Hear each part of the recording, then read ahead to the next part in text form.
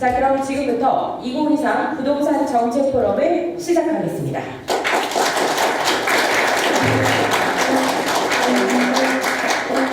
반갑습니다. 어제 비가 와서 하루 종일 꿈을 꾸더니 오늘은 날씨가 참 좋네요. 이쪽에 뷰도 아주 보기 좋습니다. 존경하는 내 기분 여러분, 저는 아주경제신문 사장 오종석입니다. 먼저 2023 부동산 정책 포럼을 빛내주기 위해 바쁘신 일정에도 불구하고 자리를 함께 해주신 국회와 정부 측 인사, 건설 및 부동산 관계자 여러분 등 모든 분들께 진심으로 감사드립니다. 특히 이번 포럼을 함께 준비해 주신 송석준 국민의힘 의원님께 깊은 감사의 말씀을 드립니다. 지난해 부동산 시장은 고금리와 부동산 PF 부실 우려, 경기 침체 영향으로 거래 절벽이 나타나고 매매와 전세 가격이 급격히 하락하는 등 차갑게 얼어붙었습니다. 인천 미추홀골 신호탄으로 서울, 부산 등 전국적으로 나타나고 있는 전세 사기 사건은 서민과 젊은 층의 주거 안정을 심각하게 위협하고 내 집 마련의 주거 사다리 역할을 해온 전세제도 자체에 대한 불신 또한 가중시켰습니다. 윤석열 정부 출범 이후 지난 1년간 부동산 정책은 규제 정상화로 요약할 수 있습니다. 대출 문턱을 낮추고 세금을 완화하고 재건축 및 청약 시장의 규제를 펴는 결과 최근 서울과 수도권 등 일부 지역을 중심으로 하락세가 멈추며 시장 연착륙에 대한 기대도 높아지고 있습니다. 그러나 금리의 영향, 갈수록 확산하는 미분양 리스크, 현실화되고 있는 역전세 우려 등 아직도 넘어야 할 산이 만만치 않습니다. 바닥론과 더블딥 등 향후 시장 전망이 엇갈리는 상황에서 우리 아주경제는 윤석열 정부 지난 정책들의 성과와 올해 하반기 부동산 시장의 흐름, 앞으로의 과제를 짚어보는 자리를 마련했습니다. 이와 함께 시장 활성화를 위한 정책 지원과 함께 독자들이 궁금해할 내 집 마련 투자 전략도 살펴보려고 합니다. 국내 최고의 민관 전문가들이 참여한 이번 아주경제 정책 포럼은 하반기 부동산 시장을 둘러싼 불안 요인에 선제적으로 대비하면서 시장 안정화를 위한 다양한 해법을 적극 발굴할 수 있는 논의의 장이 될 것으로 확신합니다. 오늘 다뤄진 주제가 정부가 추진하는 시장 연착륙을 위한 정책을 비롯해서 사회 전반에 공유될 수 있길 기대합니다. 다시 한번 오늘 포럼에 참석해 주신 모든 분들께 감사드립니다. 고맙습니다. 예, 여러분 반갑습니다. 어느새 한 해가 이제 벌써 시작한 지 절반. 어제로 하지를 우리 맞이했습니다. 올해 일찍 찾아온 더위 때문에 조금 힘들었지만 우리 사회가 이제는 정상화의 길을 가고 있습니다. 그동안 코로나 때문에 여러 가지 우리 아주경제와 우리 개최하는 이 행사도 여러 가지 좀 어려움을 겪기도 했는데 이제 모든 것이 이제 정상화되고 있습니다. 아직도 코로나의 후유증으로 경제도 어렵고 또 국제적으로도 패권 경쟁과 또 예기치 않았던 우크라이나 러시아 전쟁 등으로 인해서 세계 경제가 지금 아직도 고통을 받고 있습니다. 하지만 전체적으로는 모든 것이 정상화의 길로 가고 있지 않나 생각이 듭니다. 특히 우리 부동산 문제는 우리 대한민국에서 그야말로 모든 A서부터 Z가 아닌가 싶습니다. 가장 중요하게 거론되는 복지의 끝도 주거 복지입니다. 바로 이 주택 문제를 통해서 우리 대한민국의 경제 그리고 거시 경제뿐만 아니라 우리 또 미시적으로 각 경제 주체들에게 가장 중요한 관심사가 역시 부동산 문제가 아닌가 싶습니다. 부동산 시장이 안정되고 또 정상화되어야 경제 활동도 정상화되고 또 개인들의 또 여러 자산 구성에 있어서도 예측 가능하고 또 뭔가 비전을 갖는 그런 시대가 이미 우리 사회에 자리 잡고 있습니다. 이런 부동산 문제는 바로 또 국가 정책의 가장 중요한 핵심 영역이 아닐 수가 없습니다. 개인이나 우리 국가적으로 중요한 이 부동산 문제를 그래도 가장 또 정통한 우리 언론사는 역시 아주경제입니다. 아주경제 에서는 항상 우리 부동산 문제에 관심을 가주시고 매년 이렇게 포럼을 개최해 주셔서 너무 감사드리고요. 또 제가 같이 이렇게 하게 돼서 얼마나 영광스러운지 모르겠습니다. 오종석 사장님을 비롯한 우리 아주경제신문, 아주뉴스 코퍼레이션 모든 관계자 여러분들께 다시 한번 감사를 드립니다. 예, 그동안 우리 부동산 시장이 많은 우여곡절을 겪었습니다. 지난 문재인 정부 5년간 나름대로 목표는 이제 좋았죠. 부동산 시장을 안정화시키고 나름대로 부동산을 통한 사회적 형평성을 기하겠다라고 목표는 좋았는데 결과는 비참했습니다. 바로 잘못된 정책 때문에 그렇죠. 예, 부동산이라는 것은 정부가 계획적으로 기본 주택 개념으로도 관리할 수도 있겠지만 이미 실패한 사회주의적 접근은 바로 우리 시장에서의 다양한 주거 욕구를 충족시키는데 한계가 있다는 것은 이미 우리가 알고 있습니다. 예, 시장의 기능을 잘 활용하고 또 그 시장의 실패한 영역에 대해서 정부가 보완적으로 주거복지 차원에서 충실하게 약자를 의하고 또 이런 잘못된 경쟁 시장에서의 불공정한 이런 경쟁에 정부가 좀 보완적인 정책을 내놓을 때 가장 우리가 정말 바람직한 부동산 시장의 모습이 나오지 않을까 생각이 듭니다. 예. 그런 의미에서 우리 아주경제 신문에서 그동안 부동산 이슈를 많이 또 다뤄주셨고 또 오늘 이 자리에 또 최고의 전문가분들이 또 같이 참여해 주셨습니다. 예, 제가 존경하는 우리 김대중 우리 교수님 오늘 또 좌장까지 맡아주셔서 오늘 토론을 잘 이끌어 주실 텐데 오늘 아마 논의되는 그런 내용들이 윤석열 정부의 제대로 된 정책 방향을 다시 한번 보완해주고 또 이런 비전을 제시해 주실 것으로 확신을 합니다. 예, 오늘 보니까 또 이숙 박사님, 한문도 교수님 그리고 우병탁 팀장님께서 또 좋은 발제도 또 해주시고 또 우리 토론으로 참여해 주시는 분들이 또 각계 최고의 전문가분들이 오셨네요. 예, 제가 우리 김동래 박사님, 김준환 교수님, 윤지혜 우리 박사님, 이주연 박사님, 그리고 임상준 사무관님 잠깐 일어나 보세요. 우리 뒤를 향해서 같이 다시 한번 여러분 박수 한번 쳐주십시오. 예. 정책 잘하라고, 정책 잘하라고.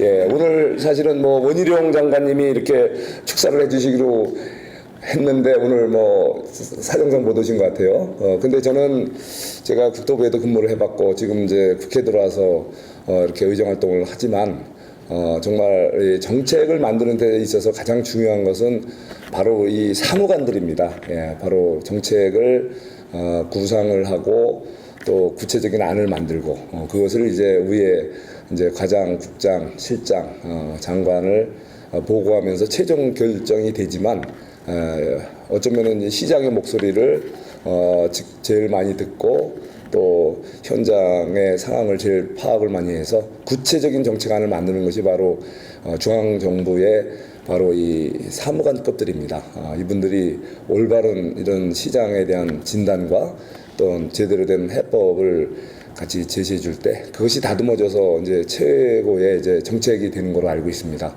이렇게 오늘 아주경제뉴스가 이렇게 같이 개최하는 이 부동산 정책 포럼에 토론자로 정책 실무자가 이렇게 참여한다는 것은 얼마나 이 토론회가 정말 내실 있고 또 구체적으로 정책에 반영될 수 있는 소중한 장이 아닌가 이런 생각이 듭니다. 이렇게 함께 해주신 모든 분들께 다시 한번 감사드리고요. 예, 이제 한 해가 이제 반이 이제 지나서 하지도 지나고 이제 서서히 결실의 이제 국면으로 들어가고 있습니다. 예, 함께 해주신 여러분 모두 새해는 검은 토끼의 해라고 합니다. 검은 토끼는 바로 도약과 번창을 상징한다고 합니다.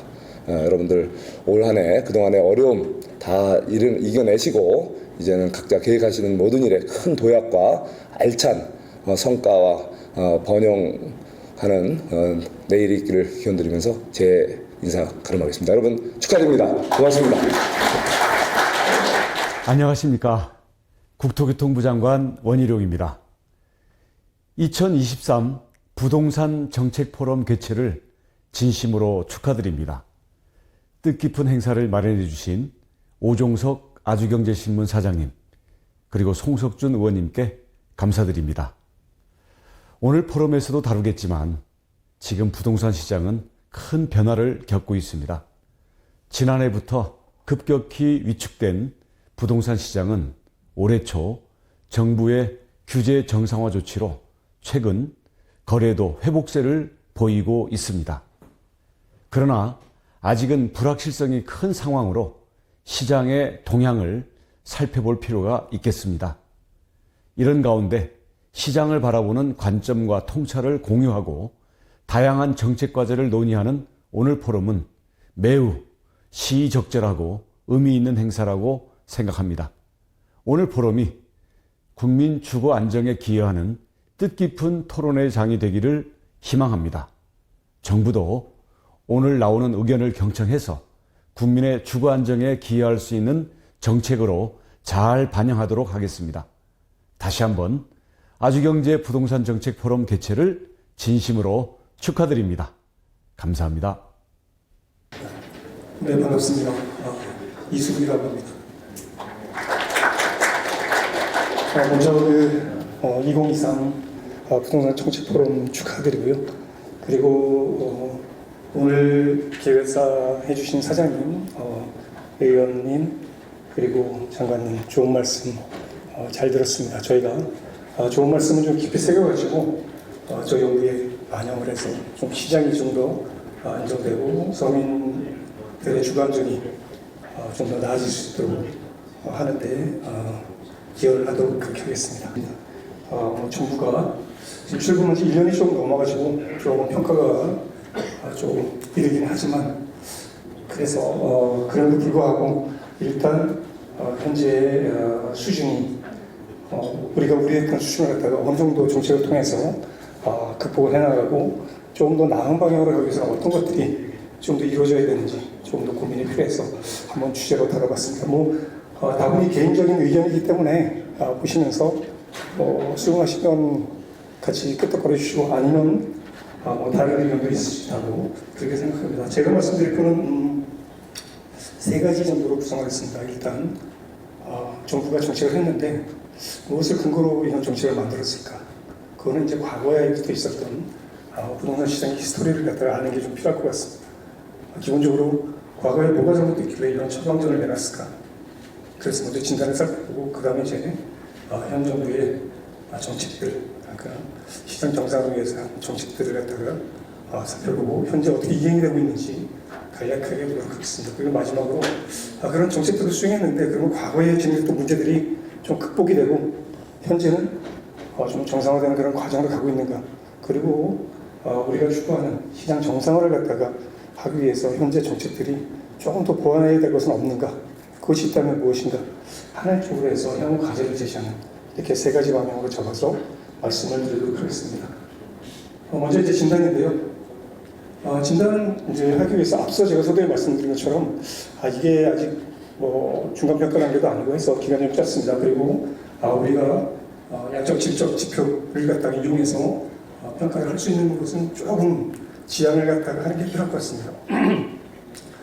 기간적으로 생산되는 자료들이 예를 들어서 소득자료나 연간자료 이런 것들은 다 연단위로 생산되는 게 많아가지고 그리고 현 정부가 지난 정부와 중복되는 부분들 그리고 아직 생성되지 않은 자료들이 있습니다. 그래서 질적, 양적 지표는 좀 평가 이런 것은 좀 이제 평가에서 빼면서 평가를 갖다가 하도록 하겠고요. 그리고 가능한 한 정책을 통해서 나타나는 그 시장 내에서 어떤 동향들 이런 것들을 좀 잘 묶어가지고 기존에 우려했던 경쟁력이나 이런 부분들이 어느 정도 해소되고 있는가 하는 부분들을 갖다가 살펴보고 그리고 정책들이 가장 염려했던 가격의 어떤 하락 어떤 부분들을 방어하고 있는지 하는 부분들을 갖다가 중심으로 평가를 갖다가 하도록 하겠습니다. 평가 전체적인 이 자료의 구성은 일단 이루어서 이제 과거의 상황들을 좀 살펴보고 그 다음에 그 원인도 도출을 해내고 현 정부의 진단이나 대응을 살펴본 다음에 향후에 정책 과제를 갖다 제안하는 이런 순으로 자료를 갖다가 작성을 해서 말씀을 드리겠습니다. 먼저 지난 그 21년도하고 22년도에 주요 기관들에서 시장 전망을 했습니다. 22년도에, 그러니까 21년도의 전망은 22년도 전망은 21년도에 가격이 워낙 좋으니까 상승 여부가 지속될 것이다. 라고 해서 모든 기관들이 다 상승을 갖다가 전망을 했습니다. 그런데 실제는 하락으로 마이너스 4.7% 정도 하락을 나타났고 23년은 22년 시장이 워낙 안 좋으니까 전반적으로 이제 하락할 거라고 의견을 냈습니다. 그래서 지난 1분기로 봤을 때 실제로 이제 하락하는 추세로 이렇게 나타나고 있습니다. 그러니까 이 전망이라는 게 사실 뭐 쉬운 거는 아니거든요. 그래서 어쨌든 기존에 전망한 게 조금 이제 맞지 않은 이런 상태가 있었고 이런 전망들에도 다 근거가 있습니다. 21년도에 22년 시장 전망을 할 때는 뭐 유동성이라든지 수도권의 주택 공급의 부족 그리고 뭐 대선 특히 이제 규제 완화 기대감 이런 것들 때문에 전망을 했었고 그러면서 이제 가장 중요하게 인식했던 게 금리 인상을 하는데 이 속도가 상당히 중요할 것이다 하는 것하고 이제 수급 불균형 뭐 이런 문제였고요.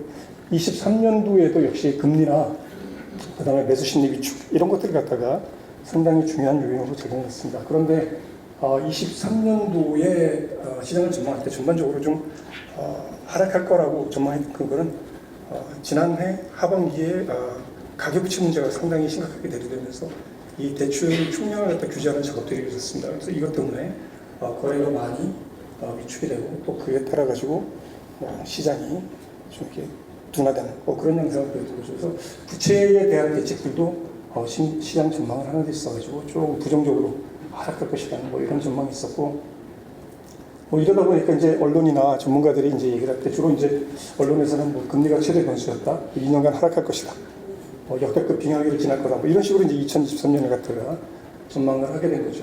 어쨌든 간에 22년과 마찬가지로 23년도에도 금리 인상에 따라서 뭐 대출 상환 부담이 증가를 하고 또 시장 위축에 따라서 이제 공급이 감소하고 뭐 이런 것들이 시장에 상당히 큰 부정적 영향을 미칠 거다. 그래서 그것 때문에 이제 하락 요인이 더 크게 작용을 할 것이고 그러다 보니까 2023년 부동산 시장을 갖다가 시장이 경착륙할 것이라는 이런 이제 우려가 증가를 하게 된 거죠. 실제로 그러면 보면 그렇게 우려했던 것처럼 시장이 그러느냐? 실제로 이제 그랬죠. 시장을 갖다가 전체 이제 국면을 가지고 조금 이제 분석을 해보면 가격 지수하고 GDP하고 해서 이렇게 분석을 해보면 보시는 것처럼 21년 4분기에 이미 이제 시장이 고점을 지난 걸로 이렇게 서구적 분석이 되고 그리고 이제 금리 인상에 따라 가지고 가격이 하락하면서 이후에는 둔화 국면이 지난 말까지 이제 지속되는 걸로 뭐 이렇게 나타났습니다. 그 전에는 21년도에 가격이 워낙 좋으니까 이때는 또 이제 버블 논쟁이 또 한참 불었어요. 버블이 있냐 없냐. 버블 가능성이 대두됐는데 불과 1년 사이에 시장의 환경이 180도 이제 변한 그런 상황이 된 거죠. 그러면 이 당시에 이렇게 이제 가격이 불안정한 상승 원인이 뭐가 있을까? 대략 한 6가지 정도가 이슈가 있었어요. 6가지 정도로 정리를 할 수 있는데 첫 번째는 이제 공급이에요. 공급이 부족했다. 이제 중국 실적이 부족하기 때문에 이게 이제 가격 상승을 끌어냈다라는 것이죠. 그런데 당시 수요를 갖다가 조금 고려하게 되면 이 공급이 부족한가? 총량적인 측면에서 공급이 부족한가에 대해서 의문을 갖게 되는 겁니다. 그래서 실제로 공급이 부족하다고 하는 것은 정확하게 해석을 갖다 좀 할 필요가 있겠다. 그것은 수요하고 공급이 시간적으로나 공간적으로 그리고 개인의 선호, 가계의 선호에 따라서 미스매칭이 발생했기 때문에 이것이 이제 공급 부족의 문제로 대두가 된 것이죠. 그런데 이런 공급 변수들은 경기에 굉장히 민감합니다. 아시는 것처럼 경기가 좋으면 공급이 상당히 늘어나는 그런 것들이죠. 그래서 이제 공급 측면에서 이것이 시장 불안의 원인이었냐 하는 것을 갖다가 살펴봤을 때 중국 실적 감소도 있었고 이런 것들이 이제 가격 상승 원인으로 되겠지만은 이것이 절대적인 요인이었다 하고 판단하기에는 조금 보류하는 그런 상황이 이제 필요하다라고 이제 판단을 갖다가 했던 거죠. 두 번째는 이제 소득이 증가해서 가격을 상승시켰냐 하는 이런 주장, 가격을 상승시켰다 이런 주장도 있었는데 실제로 20년이나 21년 가구소득 증가를 보게 되면 주택가격 상승률을 따라가지는 못합니다. 두 번째에서 보시는 것처럼 연소득 대비 주택가격 비율을 보시면 서울이 KB 자료로 보시면 이제 서울이 꾸준하게 이 소득보다 주택가격이 빠르게 상승하는 것 같다 그대로 볼 수가 있는 거죠. 그래서 이런 부분들이 주택가격을 상승시켰고 주택시장의 불안을 초래했다라고 하기에는 조금 이제 이것도 주된 원인이라고 보기에는 조금 이제 어려운 그런 측면이 있었던 거죠. 그리고 세 번째는 이제 인구가 증가하고 가구 분화가 굉장히 빨리 일어났습니다. 이런 것들이 과연 시장에서 또 불안을 초래했을까라고 하는데 당연히 뭐 수요에 있어 갖고는 인구보다는 가구 요인이 이제 핵심적인 요인입니다. 가구가 분화가 되면 당연히 거주할 것이 필요하기 때문에 그것이 뭐 불안을 갖다가 초래를 할 수 있는데 근데 실제로 보게 되면 당시에 가구 증가나 뭐 이런 것들이 주로 이제 청년층에서 주로 일어났는데 청년 1인 가구가 많이 발생했습니다. 주로 이제 청년 1인 가구는 뭐 수도권으로 전입을 많이 했는데 코로나 이후에 수도권 유입 인구의 한 75% 정도가 20대가 유입이 됐는데 주로 대학 진학이나 청년 취업을 위해서 이렇게 서울로 온 거죠. 그런데 이들이 구매력이 있는 수요이냐라고 봤을 때 실제로는 집을 갖다가 구입할 능력은 가지고 있다라고 이렇게 보기가 힘든 거죠. 그래서 이런 1인 가구의 소비력이 주로 뭐 일자리나 진학 등 때문에 이제 이주를 했기 때문에 오히려 이제 뭐 구매력이 있는 가구보다는 구매력이 없는 가구가 좀 더 많이 증가했을 가능성이 있다. 그런데 이들이 이제 들어와서 어차피 가구 분화는 됐으니까 이들은 이제 전세 시장이나 월세 시장 쪽으로 진입을 해서 그쪽의 가격을 갖다가 어느 정도 변동을 갖다가 시키게 되고 그런 것이 이제 가격이 임차 시장에서 했던 가격 변동이 자산 시장으로 이동을 하면서 매매가가 일부 상승했을 수는 있겠다. 뭐 이 정도는 되는데 가구 분화가 1인 가구의 증가가 절대적으로 시장 불안의 원인이었다라고 하기에도 조금 애매한 면이 있는 거죠. 그다음 네 번째가 이제 금리하고 담보대출입니다. 96년 6월부터 0% 금리로 인하해갖고 금리가 이루어졌고 그다음에 그 성장 동력, 국가 경제 성장을 위해서 4차 산업 육성을 했다가 직접적으로 들어가면서 그 핀테크와 인터넷 은행들이 대거 등장을 하게 됩니다. 그러면서 이들이 공격적으로 이제 시장에서 일정 지분을 갖다 확보하기 위해서 이제 공공적 대출을 갖다가 하게 되는데 이런 것들이 이제 저금리라든지 담보대출 확대하고 이제 맞물리게 된 거죠. 이렇게 이제 인터넷 은행들이 들어오면서 대출이 늘어나고 저금리로 하게 되니까 기존에 있는 그 금융기관들도 마찬가지로 이들과 경쟁하면서 일정 정도의 지분을 유지하기 위해서 저금리에 또 대출금액 확대를 갖다가 하게 됩니다. 그러다 보니까 소비자 입장에서는 동일이자보다 더 많은 대출을 받을 수가 있게 되고 앞서 말씀드린 대로 금융기관은 이익률 보존을 위해서 대출 한도를 확대하는 뭐 이런 형태의 경쟁들이 이루어지게 된 거죠. 그래서 시장에서는 유동성이 상당히 확대가 되고 그것도 굉장히 빠른 속도로 확대가 되고 가격치도 상당히 빠른 속도로 증가를 하게 되는 거죠. 저금리와 유동성이 이제 소비자 입장에서 확대가 되다 보니까 소비자들은 기존에 자기가 1억이 있었으면 1억 대출을 받아서 살 수 있는 주택보다 저금리로 인해갖고 동일한 부담인데 1억이 아니라 2억 3억으로 대출을 받아가지고 동일한 이자 부담을 하면서 주택을 갖다 소비할 수 있는 여력이 생기다 보니까 더 질 좋은 주택, 더 큰 주택 뭐 이런 쪽을 갖다가 이제 구입할 수 있는 기회를 갖다 제공받게 되는 것이죠. 그러다 보니까 전체적으로 뭐 유동성도 증가하고 금리도 낮아지고 뭐 이런 것이 이제 증가하다 보니까 전체적으로 이것이 시장에서 가격 상승하다 유발한 큰 기여도가 높은 요인이 아닐까 하는 것에 대한 이제 관심을 가지기 시작한 거고 실제로 보게 되면은 이 당시에 주택담보대출 담보 외에도 신용대출이 굉장히 빠르게 이렇게 증가하는 그런 양상을 보였고요. 그 다음에 주택가격 상승률하고 관계되는 것이 가계대출 증가율이다. 뭐 하는 뭐 이런 연구들도 있고 그리고 이제 과거 두 차례 가격 급등기 87년도하고 2000년도에 뭐 이런 때에도 보게 되면은 금리 인하하고 어떤 연 20% 내외의 유동성의 증가 이런 부분들이 이제 동반이 돼서 그 당시에 이제 나타났다는 거죠. 그리고 이제 다섯 번째 이제 선호가 변해가지고 이 불안이 초래가 됐냐? 아파트를 너무 좋아하기 때문에 아파트 가격이 급등하는데 영향을 미쳤냐?라고 했는데, 근데 이거는 꼭 주택이 부족하다거나 아파트가 부족하다고 해서 안 미쳤다고는 할 수 있는데 또 그렇지 않은 지역들도 있거든요. 그래서 또 이것도 마찬가지로 어느 정도 공간적으로나 서로의 미스매칭이 이제 물량적으로 발생하면서 영향을 미쳤을 것이라고 보지만은 사실은 여기에 대해서는 조금 이제 실증적으로 이렇게 연구한 부분들이 좀 부족한 그런 상황입니다. 그리고 이제 다주택자 규제가 구축국가로 불러갖고 이제 시장 불안을 갖다 유발하고 가격을 상승시켰을 것이다라고 이런 것들이 있습니다. 근데 물론 이것도 상당히 영향이 있는데 그것이 이제 직접적으로 자산시장에 영향을 미쳤냐라고는 이제 그렇지는 않다는 거죠. 구축이 발생되면 아무래도 이제 재고 부족하니까 전세 시장이나 이쪽에서 이제 가격이 상승되고 그것이 이제 자산으로 넘어가는 이렇게 우회적인 경로를 미쳐가지고 영향을 갖다가 미칠 가능성이 있고, 또 하나는 이제 보급률 자체가 꾸준하게 우리가 뭐 수도권이나 서울은 100%를 넘어간 적이 없는데 뭐 다소닥게 규제한다고 해서 특별히 이렇게 가격이 상승했을까? 뭐 이렇게 이제 의문을 가지게 되는 거죠. 특히 이제 6가지로 봤을 때 결국은 이제 전문가들이나 또 이제 이런 그 상황에 대한 이해를 통해서 분석해내는 공통적인 요인들은 비슷합니다. 그러니까 공급 부족이다, 정책 실패다, 금리다. 이렇게 이제 세 가지가 주요한 그 시장 불안의 원인이 되고 있고, 이 중에서도 금융하고 정책이 시장 불안의 가장 큰 원인이 아니겠느냐 하는 쪽으로 이제 의견이 좀 모이면서 여기에 따른 이제 분석들을 갖다가 실증적으로 검증을 하기 시작을 하게 됩니다.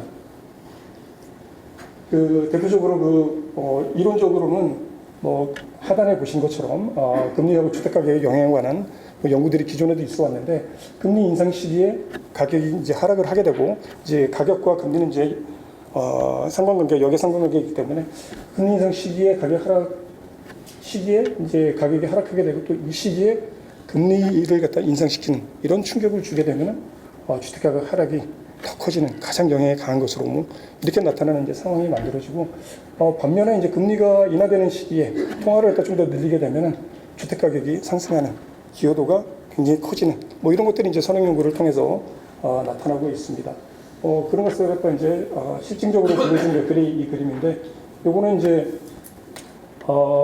이 막대로 되어 있는 것이 이제 저금리 시기이고, 뭐 이 시기에 그 가격이 상승하는 그 추세를 보여주고, 금리 인상이 끝나고 나니까 가격이 하락하는 그런 양상을 갖다 최근에 아주 부드럽게 나타나는 그런 것을 또 보여주는 그림이고요. 그 다음에 이것도 마찬가지로 각 시기별로 좀 더 시기를 길게 해서 봤을 때 어떤 기준금리가 인상하는 시기에 가격 상승이 둔화되는 이런 양상이 나타나는 것 같다가 보여주는 그런 그래프라고 보시면 될 것 같습니다. 그리고 이제 이거는 이제 유동성에 관한 건데, 유동성이 이제 확대되게 되면은 뭐 가격이 상승하고 감소할 때는 하락하는 그런 양상을 갖다가 보여주는 그림입니다. 보시는 것처럼 네, 이렇게 보시면 될 것 같고, 그다음에 이렇게 이제 금리에 대해서, 금리가 굉장히 중요한 요소인데, 이 금리에 대해서 만약에 충격을 줬을 때 이 금리는 시장에 언제쯤 영향을 미치느냐, 그것을 갖다 이제 저희 국토연구원에서 실증적으로 좀 분석을 해봤는데, 그러다 보니까 그 매매 시장 같은 경우는 금리 인상 충격이 오면 대략 한 2개월 정도, 그리고 한 4개월이나 6개월 후에는 이것이 이제 점점 약화되는, 그렇지만 그 영향력은 뭐 해소되지 않는 그런 형태로 나타나게 되고, 전세 시장도 2개월 후에 반응을 보이지만은 그것이 일정 정도 지나면 매매 시장과 다르게 영향력이 해소되는 뭐 이런 양상이 나타난다 하는 것을 갖다 분석을 해냈고요. 그리고 매매가에 대해서 금리는 2019년도 이후에 그 영향이 굉장히 커진 걸로, 그 전세는 20년도 이후에 영향이 가장 극대화된 걸로 20년도부터 뭐 이렇게 분석돼서 나타났습니다.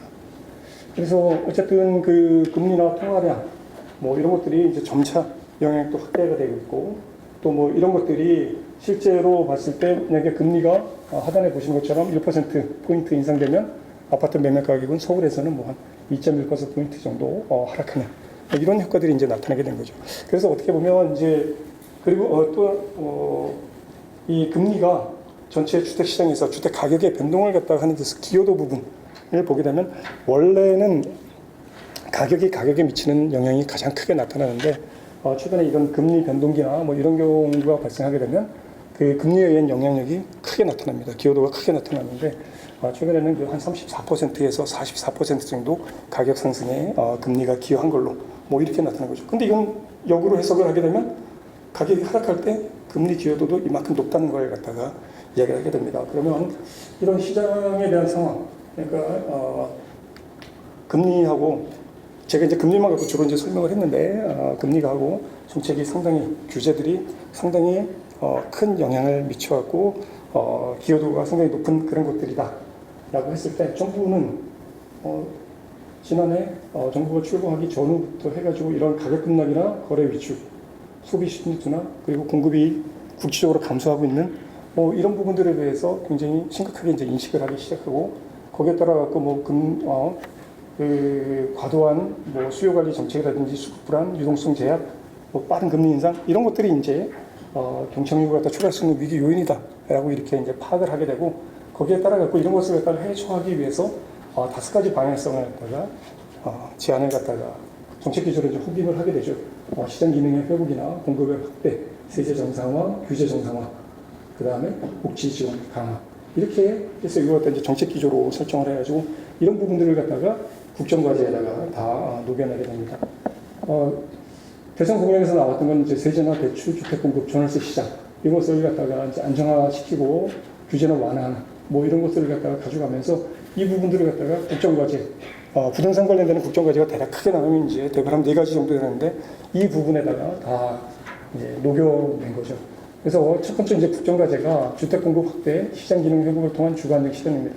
로드맵을 수립하고 공급을 확대하고 임대차 시장 합리화를 이제 정상화시키고 공정한 주택시장 기반을 갖다가 조성하겠다는 이런 정책을 갖다가 만들었는데 실제로 이것들이 이제 그 이후에 후속 대책적으로 이제 계속 이어지면서 정책들이 이제 차질 없이 이렇게 추진되고 있는 것 같습니다. 그래서 이행 측면에서 볼 때 적절히 이행되고 있는데 일부 그리고 이제 지금 이제 정부가 출범한 지 1년이 좀 지났기 때문에 아직도 아직 뭐 계속적으로 이제 정책이 이루어지기 때문에 그런 부분이 이루어지면 상당 부분 완화가 될 거라고 보고 그러면 안정적 주거 정책을 위한 것들도 마찬가지로 후속 대책들이 쭉 이어지면서 상당 부분 이행이 이루어지고 있는 것으로 이렇게 평가를 갖다가 주겠습니다.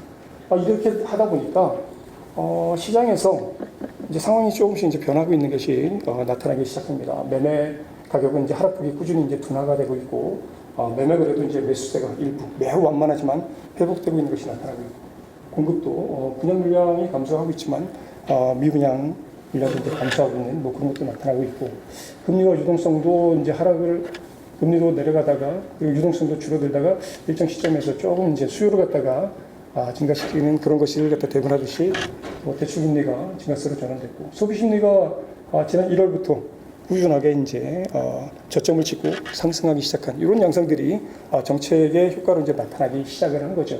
그런데 그럼에도 불구하고 뭐 지금 이제 금리 인상에 대한 것들은 이제 지속적으로 논의가 되고 있고 또 이제 물가 이런 부분들 또 이제 특히 뭐 물가로 인한 인플레이션이 발생하게 되면 사실은 여기서 다루지 않았지만 소상공인들이 좀 상당히 충격을 받게 되면 그것이 또 소상공인들이 거주하고 있는 주택 쪽으로 옮겨 붙어가지고 이것이 부동산 시장에 영향을 주는 이런 형태로도 나타날 수 있거든요. 그래서 이제 하락 요인이 언제든지 다시 우세해질 수 있는 그런 유동적인 상황이다라고 말씀드릴 수가 있겠고요. 그래서 이걸 갖다가 전체적으로 그림으로 표시를 하면 이제 현재 시장은 장기 평균을 나름대로 찾아가는 중인 것 같다라고 이렇게 이제 평가를 할 수 있습니다. 가격과 거래, 미분양, 공급 이것을 갖다가 노란색 선이 장기 평균선이고 이것에 이제 각각의 이제 파란색 선이 최근의 선입니다. 그래서 찾아가고 있다 이렇게 볼 수 있고 그다음에 이제 가격하고 소비도 일정 정도 이제 저점을 지나서 가고 있는데 이것이 어느 방향으로 갈 거냐 하는 것은 정책이 얼마나 좀 더 디테일을 가지고 시장을 지속적으로 모니터링하면서 가느냐 하는 것들이 이제 결정해 줄 것 같고요. 그리고 또 하나는 이제 순환 국면을 갖다가 보더라도 벌집 모형으로 봤을 때 이제 시장은 이제 50년 초입으로 그러니까 이제 불황이나 저점을 갖다 탈피하는 이런 시점으로 들어오고 있다라는 그런 분석이 가능하게 되고 또 하나는 순환 국면상으로도 저점이지만 이 부분도 아직까지도 장기 평균 그러니까 GDP 대비해서 조금 높은 수준에 있지만 이것이 1분기나 2분기 정도가 되면 어느 정도는 변곡점이 발생할 것이다 라는 이제 예상을 갖다가 가능하게 해주는 그런 수준에 와 있습니다. 어쨌든 이러한 정책을 갖다가 통해 가지고 최근에 뭐 주택시장 흐름이나 소비 심리의 변화, 순환국면 진단 뭐 이런 거 봤을 때 불황기 저점을 갖다가 탈피하고 있다라고 생각할 수가 있고 또 그렇기 때문에 이제 정책 대응은 지금 적절하게 해나가고 있는 거 아니냐라고 이렇게 생각이 되지만 그런데 이제 이 어느 정도까지 그러니까 시장이 완전한 회복세로 들어설 때까지는 뭐 대응 수단이나 강도에 대한 시장 반응은 조금 이제 지속적으로 모니터링해 나가면서 그 내용에 대해서는 조금씩 이렇게 유동적으로 정리할 필요가 있을 것 같고요. 그래서 그런 측면에서 몇 가지 일단은 거시경제 불안이나 뭐 이런 하락 요소들이 여전히 상존을 하고 있습니다.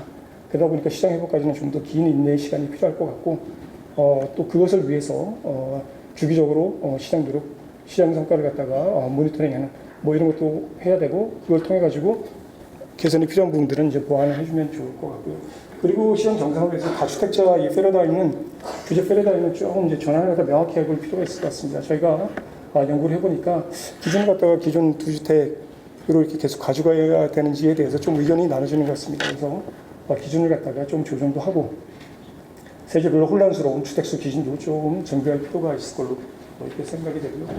그다음에 주택 대출 상품과 관련해서 뭐 정책금융 같은 경우는 자국 여건을 갖다 조금 더 소득 요건을 완화해줄 필요가 있어 갖고 특히 특례보금자리론이 상당히 중요한 역할을 갖다가 했습니다. 이 주택시장에서는 뭐 이론적으로 그 주택을 갖다가 이제 점령태를 갖다 결정을 할 때 사용자 비용이라는 개념을 상당히 많이 수행하는데 이 사용자 비용의 개념에는 자기 자본뿐만이 아니라 타인 자본, 그러니까 금융에 의한 것, 그 다음에 뭐 유지관리 비용, 감가상각비나 뭐 이런 것도 있고, 그 다음에 세제에 관한 뭐 이런 것들하고, 그 다음에 이제 미래의 자본에 대한 그 기대 이익률 이것을 빼가지고 이게 마이너스가 나오면 자기가 집을 사는 거고 플러스가 나오면 임차 시장으로 가는 뭐 그런 거거든요. 그렇기 때문에 어떤 유효 수요라는 측면에서 볼 때 이 세제와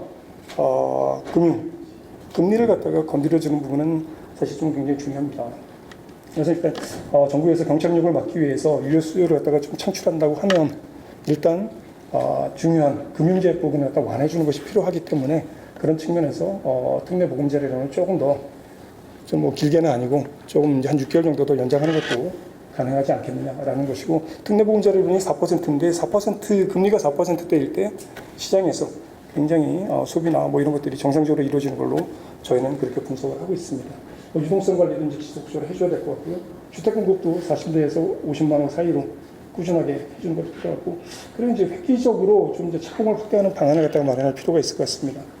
착공이 이제 줄어들고 있는데 이거는 뭐 착공이 줄어들게 되면 3년 후에 주택 시장이 굉장히 불안이 예상이 되기 때문에 그것을 갖다가 해결하기 위해서 착공에 대한 획기적인 방안을 갖다가 마련하는 게 필요할 것 같고, 그리고 이제 이 주택 공급도 사실은 공급이 굉장히 중요합니다. 수요 요인들이 되게 중요하지만 이 공급을 갖다가 얼마나 탄력적으로 가져가냐에 따라 가지고 가격이 상승하거나 하락을 했을 때 그 기간이나 그 폭을 갖다가 조정할 수 있는 역할을 공급이 해주거든요. 그렇기 때문에 정부에서는 공급을 하는 데 있었고 조금 더 계획적, 체계적으로, 그러니까 정부에서 270만 원 공급을 하는데 그것을 갖다가 앞에서 말씀드린 것처럼 물량적으로는 충분하지만 뭐 시간적으로나 공간적으로 선호해서 미스매칭이 발생하지 않게 해야지 효과를 볼 수 있기 때문에 안정적인 노력을 갖다가 계획적으로 공급하기 위한 그런 체계를 갖다가 갖추는 것도 중요하고, 그리고 질적 지표의 개선을 위한 노력들도 꾸준히 해나가는 그런 것이 필요할 것 같습니다. 뭐 이런 걸 통해 가지고 현재 추구하고 있는 뭐 시장 경착륙 방지라든지 시장의 정상화 회복 뭐 이런 것이 가능할 것으로 이렇게 생각합니다. 예, 좀 시간이 길었습니다. 이것으로 발표를 마치도록 하겠습니다. 네, 감사합니다. 안녕하세요. 시간이 좀 제한적인 관계로 내용이 많아서 그림 위주로 형성을 해놨고요. 요점만 말씀드리겠습니다. 일단 서울을 말씀드리면 우리가 자본주의에 살고 있죠. 뭐 처음에 중상주의 산업자라고 본 주변에서 제조업인 산업자본주의로 바뀌었고, 그 다음에 이제 금융자본주의로 바뀐 다음에 현재는 금융산업자본주의죠. 금융이 산업까지 지배를 하는 사회입니다. 금융이 되게 중요합니다. 금리에 민감한 게 현재 자본주의 시장의 한계고요. 그래서 대한민국뿐이 아니라 글로벌이 경제 위기와 침체와 호황을 주기적으로 겪고 있죠. 그러니까 경제 이론의 그게 한계죠. 그러니까 어떤 미시적인 부분의 어떤 데이터들은 다 한계가 있습니다. 그래서 우리가 흐름을 보고 봐야 되고, 자본주의에 살고 있다는 걸 먼저 인지한 다음에 데이터를 접속하셔야 사이클을 정확하게 보실 겁니다. 그걸 말씀드리고, 이 부동산이 아시겠지만 1978년, 70년대부터 파생 상품이 등장하면서 부동산이 그전에는 이렇게 투자 대상이 아니었습니다. 세계 역사 경제 이론을 보면 70년대부터 부동산 투자 대상으로 받기 시작합니다. 미국에서 출발해서 대한민국까지 이제 온 거죠. 뭐 MBS부터 그 부분이 뭐 금융계에 계신 분들 잘 아시겠지만 금융산업의 목적은 뭡니까? 채무자를 늘리는 겁니다. 늘리지 않으면 자본주의가 돌아가지가 않죠. 그 개념을 먼저 인지하고 시장을 우리가 미시적으로 대처하셔야 됩니다. 그걸 모르고 그냥 미시적으로 대처하시다 보면 항상 사이클을 놓치게 되고 영끌 같은 피해가 나오게 되고, 또 바닥에서 주워 담아서 수익을 창출하는 어떤 분들도 계시고, 그러니까 결론적으로 세상의 어떤 모든 법칙은 8대1 법칙 다 아시죠? 그래서 그 부분을 베이스에 두신 다음에 이것은 이제 참조를 하셔가지고 하시면 좋을 것 같습니다. 뒤에 나오니까 말씀드리고, 주택시장 전망은요, 일단 제가 본 관점에서는 가격 임계점이 일단 초과했습니다. 기준점이 중요하죠. 수요 공급의 이론은 제한적입니다. 가정법이기 때문에 가격이 너무 높으면 수요는 무조건 줄게 돼 있죠. 대한민국이 이제 그런 상황이고, 지금 이제 발등을 하고 있죠. 정부 정책으로 인해서. 그러나 저는 데드캣 바운스를 보고 있습니다. 그 이유는 경제 펀더멘탈이나 추경 매수가 따라오지 못하고 있습니다. 2008년도와 비교할 때 절대적으로 주택 가격의 기준점이 높습니다. 그리고 경제나 부동산 정책을 보면 규제 완화 대책은 연착륙을 위해서 계속될 거라고 보고 정부 입장에서, 다만 이제 우리가 글로벌 경제에 좀 민감한 부분을 다루고 있죠. 그 부분이 국내 경제 상황보다는 미국 금리와 물가에 대해서 진짜 관심을 많이 가지고 보셔야 된다는 걸 아실 겁니다. 특히 뭐 아시겠지만 미국의 금융산업자본주의는 그 헤지펀드 개념이 많아서 정경유착이 돼 있어서 전 세계 타겟 대상을 두죠, 항상. 그 미국의 달러 기축통화를 유지하려면 그 흐름을 알고서 부동산을 대처하시는 게 좋을 것 같습니다. 예를 들어서 터키가 저거 예전 작년이었나요? 리라가 폭락했을 때 그때 가서 부동산을 주워 담은 VIP들도 많습니다. 그러니까 환율과 물가, 금리 세 개를 정확히 아시고 대응하셔야 되는 시장 상황이다라고 말씀드리고요. 자, 그림을 보겠습니다. 일단 대선 2022년도를 리뷰해 보면 대선 이슈가 있었고 이미 상반기 가격 임계점을 돌파했고 여러 가지 지표상, 그리고 유동성이 급증하는 게 이제 끝나기 시작합니다. 그래서 미국이 금리 인상을 본격적으로 하고 나니까 그것이 이제 트리거가 돼서 대한민국은 전세 대출마저 임계점을 초과하면서 역전진환으로 이어지게 됐죠. 그러니까 본격적 버블 유동으로 들어갔습니다. 거기다가 레버랜드 사태까지 터진 바람에 작년 하반기 힘들었습니다. 대한민국이. 다행히 정부가 적극적으로 대처한 바람에 잘 넘겨왔습니다. 현재까지는. 그 상태이고, 공약은 대부분 진행이 됐는데, 여기 빨간 거 써있는 거 있지 않습니까? 재건축 초과이익 환수자고 다주택자 중과 취득세 양도세 부분, 둔촌주공에 해당되는 실거주 폐지, 결정적이죠. 분양권 전매 제한하는 이것 때문에 의미가 없습니다. 그리고 일기 신도시는 뭐 저보다 잘 아시겠지만은 미안의 어떤 정책입니다. 제가 볼 때 모든 전문가들은 아시겠지만 일기 신도시를 갖고 이렇게 쉽게 이렇게 전 세계에서 그런 면적의 대상을 가지고 시행한 적이 없습니다. 여러 가지 난제가 많을 거로 좀 예측이 되고, 실제 분당 같은데 지금 제가 한 달 전에도 갔다 왔거든요. 분당 가보시면 지금 새로 지은 것 같습니다. 어떻게 도로 상황이나 건물 상황들이. 다만 아파트만 낡았어요. 그러면 어떤 게 더 효율적인지, 국민을 위해서 또 주민들을 위해서 효율적인지 다시 한번 전문가들이 재검토할 필요가 있다고 저는 개인적으로 보고 있습니다. 자, 그리고 작년에 이렇게 많이 떨어졌습니다. 보신 것 같이. 가격은 많이 떨어졌고, 전국적으로. 이 거래량을 보시면 반토막 수준이죠. 서울은 반토막이 아니라 3분의 1토막. 거래량은 주택 가격이 더 떨어졌고요. 그래서 2023년을 요약해보면 하반기 시장까지 연결해서 보면 일단 언론이 대대적으로 긍정적인 보도를 많이 실어주고 있고요. 다만 이제 하반기 역전세에 대한 뭐 보도 많이 들으셨을 텐데, 저는 작년부터 뭐 역전세에 대해서 이미 말씀을 드렸었고, 제가 볼 때 이제 본격적으로 역전세에 대한 뭐 추경호 장관께서 대책을 말씀하셨지만, 그거를 레귤러로 잡아도 100조가 투입이 돼야 됩니다. 제가 볼 때. 그러니까 100조라는 예산이 과연 국민 저항을 받을지 안 받을지는 뭐 두 번째 문제인데, 부담은 될 겁니다, 정부에. 그리고 부동산 PF가 일단 수면 아래로 잠겨 있지만, 여전히 아시겠지만, 최상위 등급의 2등급 수준의 어떤 ABCP들은 지금 금리가 10에서 14%입니다. 10에서 14%면 2년 버티면 28% 빠지죠. 그러면 수익 날라가고 손해 모드로 들어갑니다. 그래서 우리가 그동안 보도에서 보셨던 부동산 PF의 이익금융권에 계시는 협자들하는 분들하고 캐피탈 보험사 일개 몇 개사들은 지금 아시겠지만 자본 유동성이나 이런 부분이 위험한 거 아시죠? 그 부분이 어떻게 잘 넘어가냐 안 넘어가냐의 차이에서 시장이 충격을 더 받을 수도 있고 잘 넘어갈 수도 있고 두 가지 경로가 있다고 생각합니다. 자, 입주 초기 분양률은 지금 많이 올라갔습니다. 분양률도 좀 올라가고 입주율도 많이 올라가죠. 서울은 한 80%. 다만 특이한 현상은 지방이 다운되고 있습니다. 예전보다. 작년까지는 80%대를 유지했는데 70%대로 좀 빠지고 있고요. 전남하고 부산이. 자, 전국 아파트 거래량을 보시면 절대 기준점이 좀 틀립니다. 이 지금 올라왔는데요. 현재 시점이고. 여기 보시면 8만 6천입니다. 이 흐름에서 선을 그어보면은, 자, 아파트 수가 분명히 우리가 10년 전, 20년보다 더 늘었잖아요. 가중치를 비교하면은 매매 거래량이 똑같은 경제 펀더멘탈이라면 거래량이 1.2배에서 3배가 되겠죠. 예전에 똑같은 시장과. 지금 너무 낮아요. 그게 뭐냐면은 펀더멘탈이 약해진 거예요. 유효수가 없다는 얘기죠. 제가 볼 때. 유효수는 왜 없는지는 뭐 여러분들이 잘 아실 겁니다. 추가적으로 설명드리고. 자, 전국적으로 볼 때 6월 13일 기준으로 접어보면 기울기가 다운됩니다. 말씀드린 것처럼. 경기도도 비슷합니다. 경기도가 그동안 좀 많이 올랐습니다. 왜냐하면 아실 바와 같이 경기도가 작년에 하반기에 하락폭이 좀 높았잖아요. 높았기 때문에 그 부분에 대해서 과대 낙폭에 따른 반발 매수가 상반기에 충분히 들어왔습니다. 제가 볼 때. 이게 한 달 정도 더 갈 것 같아요. 제가 볼 때. 경기도 아파트 거래량도 그렇지만 결론적으로 기울기는 약합니다. 그럼 늘어난 물량 대비 펀더멘탈이 많이 약해졌다는 얘기죠. 저는 그렇게 이제 보고 있고, 서울입니다. 서울은 반도 못 올라왔습니다. 서울은 우리가 유추할 수 있는 건 뭐죠? 아까 두 개 보신 전국적인 개념이나 이 경기도의 개념에서 볼 때는 한 70%, 80%까지 올라왔어요. 평균 선에.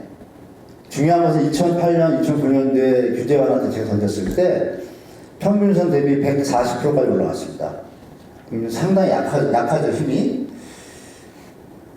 여기서 거부면 기울기가 더 급합니다. 제가 볼 때는 힘이 약하다. 유효수가 좀 소진됐다고 보고. 서울 아파트의 매물 추이입니다. 막대기는 전세 월세고요. 빨간 거는 총매물이고 노란 거는 매매 물량입니다. 아파트만. 그럼 보시면 특이한 점이 있죠. 이 부분이죠. 전세가 쭉 늘었다가 매매는 빠졌다가 다시 이 형상을 취하고 있는데, 전통적으로 생각해 보시면 여러분 주택가격이 올라가면 매물을 감사하죠. 영끌 시절에 기억나실 겁니다. 매물 시발라. 지금은 전혀 다른 시장 양상입니다. 그러니까 시장에서 암만 긍정적으로 보도를 한다 그래도 시장의 팩트는 다르게 나타나고 있다는 얘기죠. 제가 본 관점에서. 조정이 충분히 이루어지지 않았다고 저는 이제 보고 있는 겁니다. 개인적으로. 강남 4구의 매물 소화도를 보겠습니다. 팩트상으로. 2.7% 서초구, 4%, 5.4%, 5.3%. 이 얘기 뭐냐면 물건 100개가 시장에 나와 있는데 5%만 소화가 되고 나머지 95%는 손님을 맞이 못한다는 겁니다. 이 추세가 중요한 건 지금 6개월째 계속 이어지고 있습니다. 이것이 나아져야 되는데 안 나아지고 있습니다. 매물이 감소하든지 매물 소화량이 늘든지 매수가 그 부분이 좀 약합니다. 제가 볼 때. 그리고 여기 보시면 우측 그림이 있는데요. 이게 2022년과 2008년, 9년 폭등기 이후에 시장 상황을 맞춰본 겁니다. 거래량은. 여러분이 기억하시겠지만 2008년 말부터 2009년 초에 MB정부에서 지금 정부와 비슷한 양도세 미분양분에 대한 감면 빼고는 다 던졌습니다. 똑같이 거의 유사합니다. 지금은 DSR을 적용하면 그때는 LTV를 70% 늘렸습니다. 지금 특례보금자료로 대체됐고요. 근데 지금 어떤 그림을 보시면 거래량이 너무 차이가 나지 않습니까? 수준이? 이 부분에 대해서 우리가 조금 유의할 필요가 있다는 말씀드리고, 깡통 전세는 103만 가구 말씀드린 대로 여러분들이 저보다 잘 아시니까 하반기에 벌어질 거라고 보고, 자, 그러면 이제 보증금가 이제 한 7천만 원 되는데요. 말씀드린 것처럼 이거 제가 계산할 때 95조 필요하더라고요. 풀로 했을 때. 물론 이 중에서 뭐 담보 능력이 있는 분들은 커버가 된다고 하면 최소 50조인데 그걸 과연 사회적 공감을 얻어가지고 진행될 수 있을지는 퀘스천입니다. 제가 볼 때. 자, 그 하반기 부동산 시장 방향에 대한 내용을 좀 제 개인적으로 예측을 말씀드리면 이렇습니다. 이게 이제 주황색은요, 현재 시점입니다. 여기 보시면 영끌 시점이고요. 그리고 2006년도, 7년도 여러분 아시죠? 미친 집값. 젊은 분들 잘 모르시겠지만, 제 나이나 뭐 50대 되면 다 아실 겁니다. 미친 집값하고 그래프를 제가 그대로 거래량 갖다 그대로 떼서 붙여봅니다. 어때요? 대자뷰죠? 제가 이걸 보면서 저도 놀랐어요, 사실. 2006년, 7년 영끌 할 때 미친 집값 뛸 때하고 거의 맞습니다. 똑같아요. 수치가. 근데 차이점이 많죠. 여기서부터. 그럼 2009년 여기 보시면 2009년 1월 말에서 쭉 올라가요. 이렇게. MB정부에서 대책을 던져가지고 치고 올라갑니다. 아시겠지만 음마아파트가 13억 5천에서 7억까지 떨어졌다가 13억 회복합니다. 2009년도에. 지금 어떻죠, 여러분? 힘이 약하죠? 너무 약합니다. 제가 보는 관점에서 그렇습니다. 이 힘이 그럼 여기서 3번 쳐주고 여기서 좀 쳐주면 내려가는데 이게 어디로 갈지를 아무도 모르지만 제가 보는 관점에서 현재 대한민국의 가처분 소득은 감소하고 있죠. 그렇죠? 경쟁률은 낮아지고 있고 주택가격이 기준적으로 높습니다. 그러면 균형점을 맞추려면 여지껏 경제학자들이 만들어 놓은 경제 이론을 입각하면 균형점을 맞추려면 둘 중에 하나죠. 소득이 늘든지 가격이 내려가든지. 그 선택은 우리가 하는 것이 아니라 시장이 만들어가겠죠. 그럼 유효수 관점에서 말씀드릴게요. 전국의 유주택자가 60%입니다. 무주택자는 40%고요. 서울은 5대5. 그 관점에서 보면 유효수는 40%인데 여러분들 5분위 소득 계산해 보시면 나오시죠? 40% 이하는 월 소득이 400만 원 이하입니다. 300만 원 이하. 주택 수요가 될 수가 없습니다. 대출을 끼지 않고. 대출을 껴야 되는데 대출의 금리가 높아요. 생활이 안 되는 계산이 나옵니다. 그러니까 거래량이 못 받쳐주는 거예요. 개괄적으로 보시면 이렇게 저는 보고 있고. 자, 여기서 결정적인 금리 인하하면 또 오른다고 그런 얘기 하시잖아요. 기존에 2006년부터를 제가 거래량과 상승기를 비교해봤어요. 그리고 빨간 선은 금리입니다. 금리가 하락해도 주택가격은 하락합니다. 그러니까 금리는 부차적인 요인입니다. 여러분 미친 지갑일 때 금리가 5.25%였습니다. 2006년 7년도 때. 근데 우리 경제 성장률이 67%였어요. 당연하게 간단합니다. 뭐 어렵게 보실 거 없고 제가 보는 건 좀 그렇습니다. 미시적인 걸 자꾸 보다 보면 큰 그림을 놓치잖아요. 우리가 습하고 나무 얘기하는 것처럼. 그래서 제가 드린 말씀은 1번은 경제다. 경제 펀더멘탈. 경제가 좋아지면 금리가 높아도 살 수 있는 여력이 되고 거기다가 정부의 대출금융 정책이 가세해 준다면 충분히 부담 가능하니까 수요는 창출하게 되죠. 그때는 상승기가 이어지는 것이고 어느 한계점에 다다르게 되면 버블 조정기가 오게 되는데 그때 경제 펀더멘탈이 약해지면 더 하락폭이 커지는 거죠. 그래서 부동산은 항상 사이클입니다. 경제도 사이클이고 주식도 사이클이고 지금 시기는 사이클을 잘 보시고 접하셔야 되는데 최초로 대한민국 부동산 역사상 전세가 매매가 동시에 하락이라는 최초의 팩트에 대해서 좀 연구가 필요하다고 저는 봅니다. 자, 그렇게 보시고 자, 지표와 패널을 보겠습니다. 너무 높습니다. 이때 여기 박근혜 정부 때, 노무현 정부 때 빨간 서울 집값인데요. 너무 높죠? 그럼 평균선이 한 120 나옵니다. 그러면 30~40%의 갭이 있습니다. 현재. 지방은 좀 다르고요. 한국 GDP 대비 가격이 좀 높다는 뉴스 많이 보셨죠? 일본 100% 60% 터졌고요. USA 100% 보시면 주로 80% 넘어가면 한 번씩 터졌습니다. 물론 북유럽 5개국은 100%가 넘어도 세금을 많이 걷기 때문에 미래 예측 부담이 가능합니다. 그거 빼고 정상적인 OECD 국가 중에는 대한민국도 위험 수혜가 있다고 말씀드리고 자, 가축노동의 가격에 비추면 전 세계 1위죠. 지금 1위인데 예전에 역사를 돌아보니까 미국 137, 일본 140, 스페인 151 때 다 터졌습니다. 버블이. 그리고 피케티 인덱스 아시겠습니다. 1, 2가 있죠. 가격 기업 정부를 다 하면 1이고 가격 기업하면 2인데 이건 이제 1이고요. 2를 보면 이런 데이터가 나옵니다. 여기 보시면 저펜이 700%일 때 터졌죠. 내려보시면 1990년입니다. 자, 미국 이태리 피그 사태, 국적이죠. 2010년. 그러니까 버블 터졌는데 공통점이 나옵니다. 이태리 피그 사태, 이태리하고 스페인 보면 수치들이 뭘 가리키냐.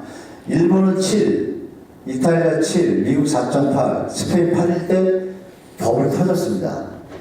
수치상 연결할 때. 그럼 대한민국이 계산하니까 6.7이 나옵니다. 작년 기준으로. 그게 뭐냐면 양극화가 심화됐다는 얘기죠. 피케티 21세기 자본론에서 이걸 가지고 아시겠지만 한국은행도 이거를 원래 매년 발표하기로 했습니다.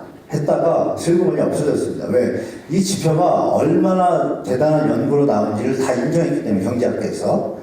그런데 다들 발표를 못하고 있어요. 특히 어떤 국가들이 양극화가 심한 국가들이. 그러면 좀 조심해야 된다는 말씀드리고 하임리 법칙하고 우리 하임리 법칙 아시죠? 뭐 아시겠지만 그 300건의 교통사고가 나면 접촉사고인데 그 중에 29건은 목 디스크 2주 뭐 이런 거고 한 건은 사망입니다. 저 물 좀 갖다 주겠어요? 한 건 사망이기 때문에 이 일이 터지기 위해서는 이제 여러 가지 29개 어떤 현상들이 나타나죠? 그럼 여러분 제가 살면서 처음 느꼈던 게 처음 겪어본 거죠. 영국 파운드와 분담을 하고 총리가 경제 때문에 사임을 하는 거 처음 봤고요. 중국 헝다고도 우리나라 삼성 같은 데가 부도나는 것도 처음 봤고, 여러분들이 아시는 신용자본주권 코러프션 포기한 것도 처음 봤고, 여러 가지 경제에서 보지 못한 일들을 우리가 겪었죠. 지자체인 강원도에서 레고를 때 발표한 것도 처음 봤고, 이런 현상들이 여기처럼 큰 일이 나기 전에 작은 일들이 터지거든요. 그 최근에 은행들이 좀 몇 개 또 도산돼주고, 대한민국 새마을금고가 또 PF 문제가 생기고 좀 연타잖아요. 이런 분들이 여러 개 있다 보면 큰일이 생길 수도 있다라는 걸 우리가 가능성을 열어두고, 지금 CDS 프리미엄이 올라갔다가 지금 안정되어 있는데 지금도 좀 요새 또 좀 흔들흔들돼요. 그러면 여러 가지 지표들이 있지만 부동산을 미시적으로 보다가는 잘못 판단할 수 있다는 말씀을 드립니다. 제가 볼 때. 자, 그리고 미국의 리세션 스토리는 하드 앤 소프트 랜딩, 발음이 안 좋네 제가. 보시면 빨간 거하고 파란 선이 있잖아요. 보시면 이건 제가 쓴 게 아니라 프레드에서 올려놓은 겁니다. 올려놓은 건데 너무 제가 볼 때 좋아서, 보시면 노란 그림이 실업률입니다. 그리고 빨간 게 금리인데요. 미국의 경제 침체와 위기 둔화의 공통점은 뭐냐? 실업률이 낮아지고 금리가 인상을 치면서 크로스 체크한 후에 6개월에서 1년 뒤에 무조건 발생합니다. 이걸 우리는 명심해야겠죠. 그런 개념에서 보면 노란 선이 어떻습니까? 지금 깁니다. 역대 침체 중에. 이거 좀 주의할 필요가 있습니다. 워런 버핏이 괜히 그런 얘기 한 게 아니죠. 이런 때는 다시 안 올 거다라는 얘기를 우리가 조금 귀담아 들어야 될 것 같습니다. 그리고 장당기 금리 역전의 경기 침체는 90%입니다. 여기 나오신 것처럼 3개월물하고 10년물 대비 2년물, 3개월물 계산해서 음수가 나오면 그 뒤에 또 6개월, 1년 뒤에 경기 침체가 거의 90% 터졌거든요. 근데 지금 또 장당기 금리 역전된 지 좀 오래됐잖아요. 이런 부분도 우리가 염두에 두셔야 되고, 그리고 빅쇼트죠. 뭐 우리 저 글로벌 금융위기 때 서프라임 때 돈 많이 번 분이죠. 푸세다와 걸어가지고 주택에 대해서 이분이 유명한 백만장자가 돼서 회사를 차렸는데, 뭐 트위터에 유명하죠. 이렇게 셀 이렇게 써놓고 한 30분 있다 지웁니다. 팔로워가 많은데요. 진짜 맞습니다. 그래서 좀 염두에 두시라고 말씀드리고, 자, 그래서 부동산 시장은 이렇게 우리가 미시적으로 이렇게 표현을 하지 않습니까? 임대료 라인에 따라서 자산 가치가 정해지니까 가격이 형성되고, 가격이 올라가면은 건설이 늘어나고, 재고량이 늘어나면 가격 조정을 받고, 가격 조정을 받으면 다시 임대료 라인을 거쳐서 이게 순환형이잖아요. 이 부분을 경제 사이클랑 연결해서 미래를 하반기 시장을 전망하시는 게 좋다라고 좀 말씀드리고, 패러다임이 많이 변했습니다. 택지가 많죠? 여러분? 택지 많고. 인구 감소 추세가 심각하다. 제가 볼 때는. 한 15년 뒤는 시장이 좀 바뀔 것 같습니다.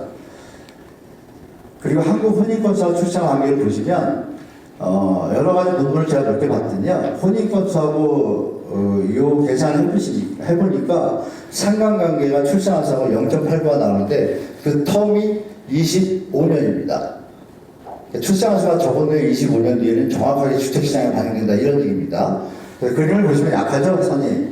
약하기 때문에 20년 뒤에 부동산 시장에 대해서 대비하시라고 좀 말씀드릴게요.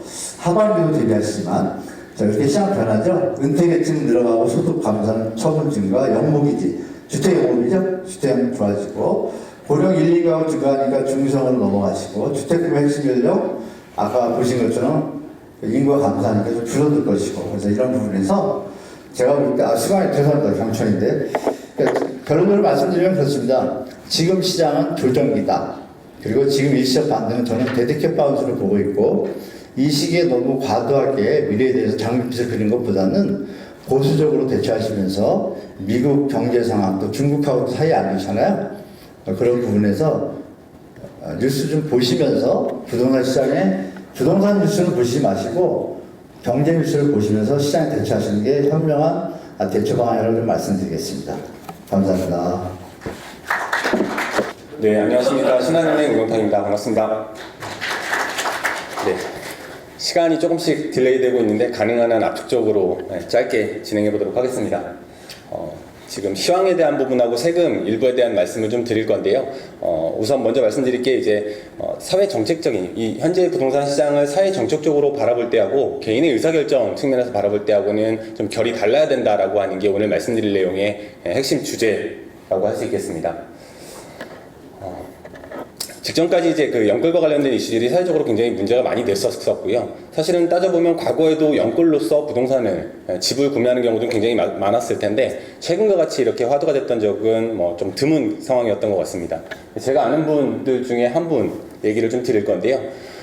많은 분들이 이제 연끌에 대한 우려, 그러니까 당사자에 대한 우려일 수도 있고요. 실제로는 그 개별 당사자에 대한 우려들보다는 사회 정책적으로 나타나는 이런 부분에 대한 우려가 굉장히 컸을 텐데 이 부분이 사회적으로는 분명히 특정 분야, 특정 지역에 있어서 위험한 현상으로 나타나는 것은 사실이긴 합니다만 그 개별 당사자들 입장에서는 경우가 좀 다른 경우들이 있다라는 말씀을 좀 드려보고 싶습니다. 그러니까 즉 연끌을 통해서 집을 샀다라고 했을 때 집을 산 것 자체가 문제가 되는 것이냐 아니면 연끌한 부분이 문제가 되는 거냐라는 것은 서로 구분되어야 되는 부분이 있다는 생각이고요. 말씀드린 것처럼 2006년도 시점에 제가 아는 지인 한 분, 맞벌이 부부였었고요. 그때는 이런 용어가 없었습니다만, 보편화되진 않았습니다만, 소위 말하는 연끌로 집을 구입을 했었습니다. 서울이었었고요. 다행히도 이 두 부부는 어느 정도 소득은, 소득에 의한 현금 흐름은 있는 상황이었고요. 물받은 재산은 별로 없는 상황이었었습니다. 대출은 말씀드린 것처럼 이제 감당이 가능한 범위 내에서 소위 지금 기준에서 놓고 보자면 당시에 연끌을 해서 집을 샀던 케이스였었고요. 그때 샀던 집의 가격, 실제 가격, 실거래 가격의 흐름을 표시한 겁니다. 98년도 시점에 이 집이 이제 1억 3천, 물론 지금과는 화폐 단위가 그 물가의 수준이 다르기 때문에 감안해서 봐야 되겠습니다만 단순 명목 가치로만 놓고 보면 98년도에 1.3억 정도 되는 아파트였었고요. 서울에 있는 30평대, 강남 지역에 있는 30평대 아파트였었습니다. 06년도에 이제 입사를 해서 회사를 다니기 시작해서 07년도쯤에 집을 샀었는데요. 그때가 피크를 찍고 지금과 같이 좀 약간 다소 하락하는 분위기였었습니다. 실제 샀던 금액은 한 9억 정도. 그러니까 맞벌이인 부부가 그동안 모아놓은 돈이 많지 않은 상태에서 사기에는 사실 굉장히 부담되는 가격. 다시 얘기하면 그때 당시로 돌아가 보면 연끌을 해서 샀던 가격이었었고요. 사고 나서 보니까 실제로는 한 1억 정도 떨어졌죠. 지나고 나서 보니까 또 한 1억 5천 정도 더 떨어졌었습니다. 다만 이제 말씀드리고자 하는 거는 이 두 부부가 신혼생활 하면서 직접 거주를 아이 키우면서 하는 실제 집이었었고요. 그 기간 동안에 기간을 좀 더 넓혀서 놓고 가는, 그러니까 꽤 오랜 기간 동안에 우리가 알고 있는 것처럼 부침을 겪었지만 조금 지나고 나서는 이게 본인이 샀던 가격이 당연히 알고 계신 것처럼 회복을 했었고요. 꼭 이게 이제 강남 지역이 아니더라도 대개의 경우는 비슷했을 것 같습니다.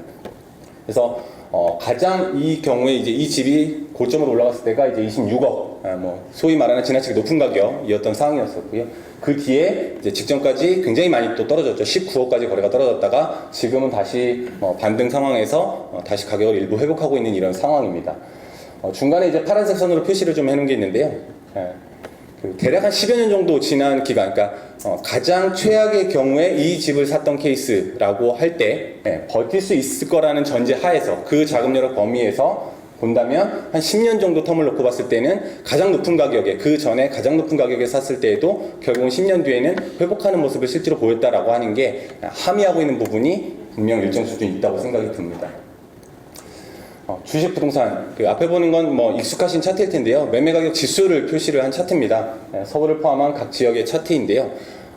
이 차트 말씀드리고자 하는 부분은 제가 이제 은행에서 한 16년 동안 고객 상담을 좀 폭넓게 하다 보니까 재밌게도 주식으로 큰 돈을 벌었다라고 하는 분은 많았을까요? 네, 별로 많지 않았던 것 같습니다. 공교롭게도 그렇습니다. 물론 있죠. 실제로는 있겠지만 보편적으로 그렇지 않다라는 거였고요. 그럼 부동산은 어땠을까요? 말씀드린 것처럼 이미 우리가 짐작하고 있는 것처럼 당연히 부동산에 있어서는 굉장히 좋은 결과를 지나온 일이기는 하나 이런 결과를 나타냈다는 것이 또 역시 함축하는 부분이 분명히 있다고 생각이 됩니다. 개인의 의사결정과 관련된 얘기를 계속 말씀드리는 거고요. 자, 앞에 8년, 앞에 있던 지수를 그대로 따온 건데요. 서울의 경우에 이게 이제 8년이라고 표시가 되어 있습니다. 저희 딸아이가 뭔가를 만드는 걸 되게 잘 하는데요. 지금도 열심히 합니다. 본인도 본인이 잘 만든다고 생각해요. 클레이라고 하죠. 이런 걸로 만들 때. 그래서 저도 같이 자주 하려고 하는데 그때마다 저희 아이가 저한테 하는 얘기가 있습니다. 무언가를 만들 때 저희 딸아이 본인의 손은 금손. 요즘 애들 말로 그렇게 표현을 하더라고요. 제가 같이 하려고 하면 저희 딸이 저한테 뭐라고 할까요?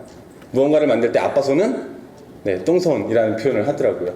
서울 주택시장에서 지수를 기준으로 본 거기 때문에 개별 주택의 가격하고는 좀 다르겠습니다만 큰 흐름에서 지수를 기준으로 갈 때 소위 말하는 부동산 시장의 똥손, 서울시장에서 똥손이라고 하는 사람의 경우에 8년 정도 기간 이상을 가지고 있었다면 과거 우리가 경험했던 추세에서는 어느 시점에서 샀다고 하더라도 종전에 샀던 가격보다 가격이 올라가 있더라 라고 하는 걸 말씀을 드리는 거고요. 흔히 서울시장이 지방 광역시의 다른 시장들보다 굉장히 좀 좋다라고 평가를 하는데요. 의외로 시장에서 인식되는 이런 평가하고는 틀리게 지금 말씀드린 것처럼 서울에서의 부동산 시장에서의 똥손, 그러니까 흔히 그런 분들 많이 계시잖아요. 내가 사면 이상하게 집값이 떨어지더라 라고 하는 경우들 많이 있었을 텐데 서울의 경우에 이것이 8년이었다는 말씀을 드리는 거고요. 서울보다 좋지 않다고 일반적으로 평가되는 다른 지역을 어떤지를 좀 살펴보니까요. 대구 최근에 뭐 수년 동안 계속 회자됐던 곳들 중에 하나인데요. 똑같은 지수에서 대구 같은 경우에는요, 오히려 대구 시장의 실거주를 전제한 똥손의 입장에서 보더라도 오히려 서울보다 짧은 4년 6개월의 시간이 지나게 되면 회복하는 모습을 보였다라고 말씀드릴 수 있을 것 같습니다. 관점을 바꿔서 말의 속도가 좀 빨라지고 있는데요. 시간을 좀 가능한 한 축소시켜서 진행을 하려는 것이어서 양해 좀 부탁드리도록 하겠고요. 관점을 좀 바꿔서 최근 수년간 있었던 부동산, 특히 주택과 관련된 투기 혹은 투자 이런 것과 관련된 논쟁에서 제가 늘 생각해왔던 부분을 좀 단어 몇 개로 좀 표현을 해보고 싶었습니다. 다주택자하고 1주택자가 있다라고 하면 지금 현재까지 인식도 비슷한 것 같습니다. 어느 쪽이 투기라고 평가될 가능성이 좀 높을까요? 당연히도 다주택 쪽일 겁니다. 자, 그러면 10년을 부동산을 가지고 있는 케이스와 1년을 가지고 있는 케이스라고 구분해 놓으면 이때는 어느 쪽이 투기라고 우리가 좀 더 인식을 하기 쉬울까요? 평가되기 쉬울까요? 당연히 이제 1년이겠죠. 자, 이 두 개를 놓고 보면 관점은 되게 거의 대부분 명확할 겁니다. 자, 그런데 밑에 맨 아래쪽에 있는 것처럼 다주택을 10년 혹은 그 이상을 가지고 있었던 케이스하고 1주택이지만 1년 혹은 1년보다 더 짧은 기간을 가지고 있다가 팔았다라고 한다면 이 둘 중에 투기에 해당하는 것은 어떤 것일까요? 이렇게 되면 실제로는 명확하게 가치 판단을 심어서 얘기하기가 어려운 상황이 생긴다라는 부분을 말씀드리고 싶었습니다. 그래서 실제로 주택시장을 둘러싼 여러 가지 사회 정책적인 것들을 고려할 때 한 가지 방향만으로 고려하기가 쉽지 않은 부분이 있다라는 말씀을 좀 드려보고 싶었습니다. 자, 그래서 말씀드리고 싶은 부분은 개인의 부동산과 관련된 주택과 관련된 의사결정을 하는 데 있어서 소위 저를 포함한 시장 내에서 활동하는 전문가들이 해줘야 되는 얘기들은 물론 시장을 정확하게 전망하고 분석해서 정보로서 전달하는 것들이 필요하기는 하겠습니다만 실제로는 집값이 어떻게 될 것이냐 라고 하는 부분들보다는 이런 관점에서 시장의 전망을 맞추는 이런 상황들보다는 분석에서 그치고 대신에 이제 이러한 시장 환경 중에서 개별적으로 어떤 의사결정, 부동산 관련된 의사결정을 하는 사람들에게 필요한 요소를 짚어주는 것들이 조금 더 필요한 시장 상황이 아닌가 이런 생각을 해보게 됩니다. 그래서 많은 분들이 여기 앉아 계시는 전문가분들 다 비슷하실 것 같은데요. 허다하게 한 16년 동안 저도 일하면서 매번 들어오는 얘기인데 그때마다 늘 드리는 얘기는 저도 잘 모르겠습니다. 네, 다만 시장의 흐름을 지켜보면서 쫓아가면서 거기에 필요한 스스로의 의사결정을 하는 게 필요할 뿐이라고 저는 생각을 하고요. 결과적으로 더 중요한 건 지나고 나서 보니까 언제 부동산을 샀느냐, 언제 집을 샀느냐 라고 하는 것보다는 실제로는 어떤 집을 살 것이냐.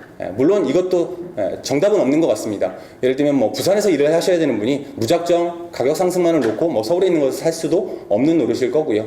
그런 의미에서 조금 다른 관점에서 지켜볼 필요는 있겠다.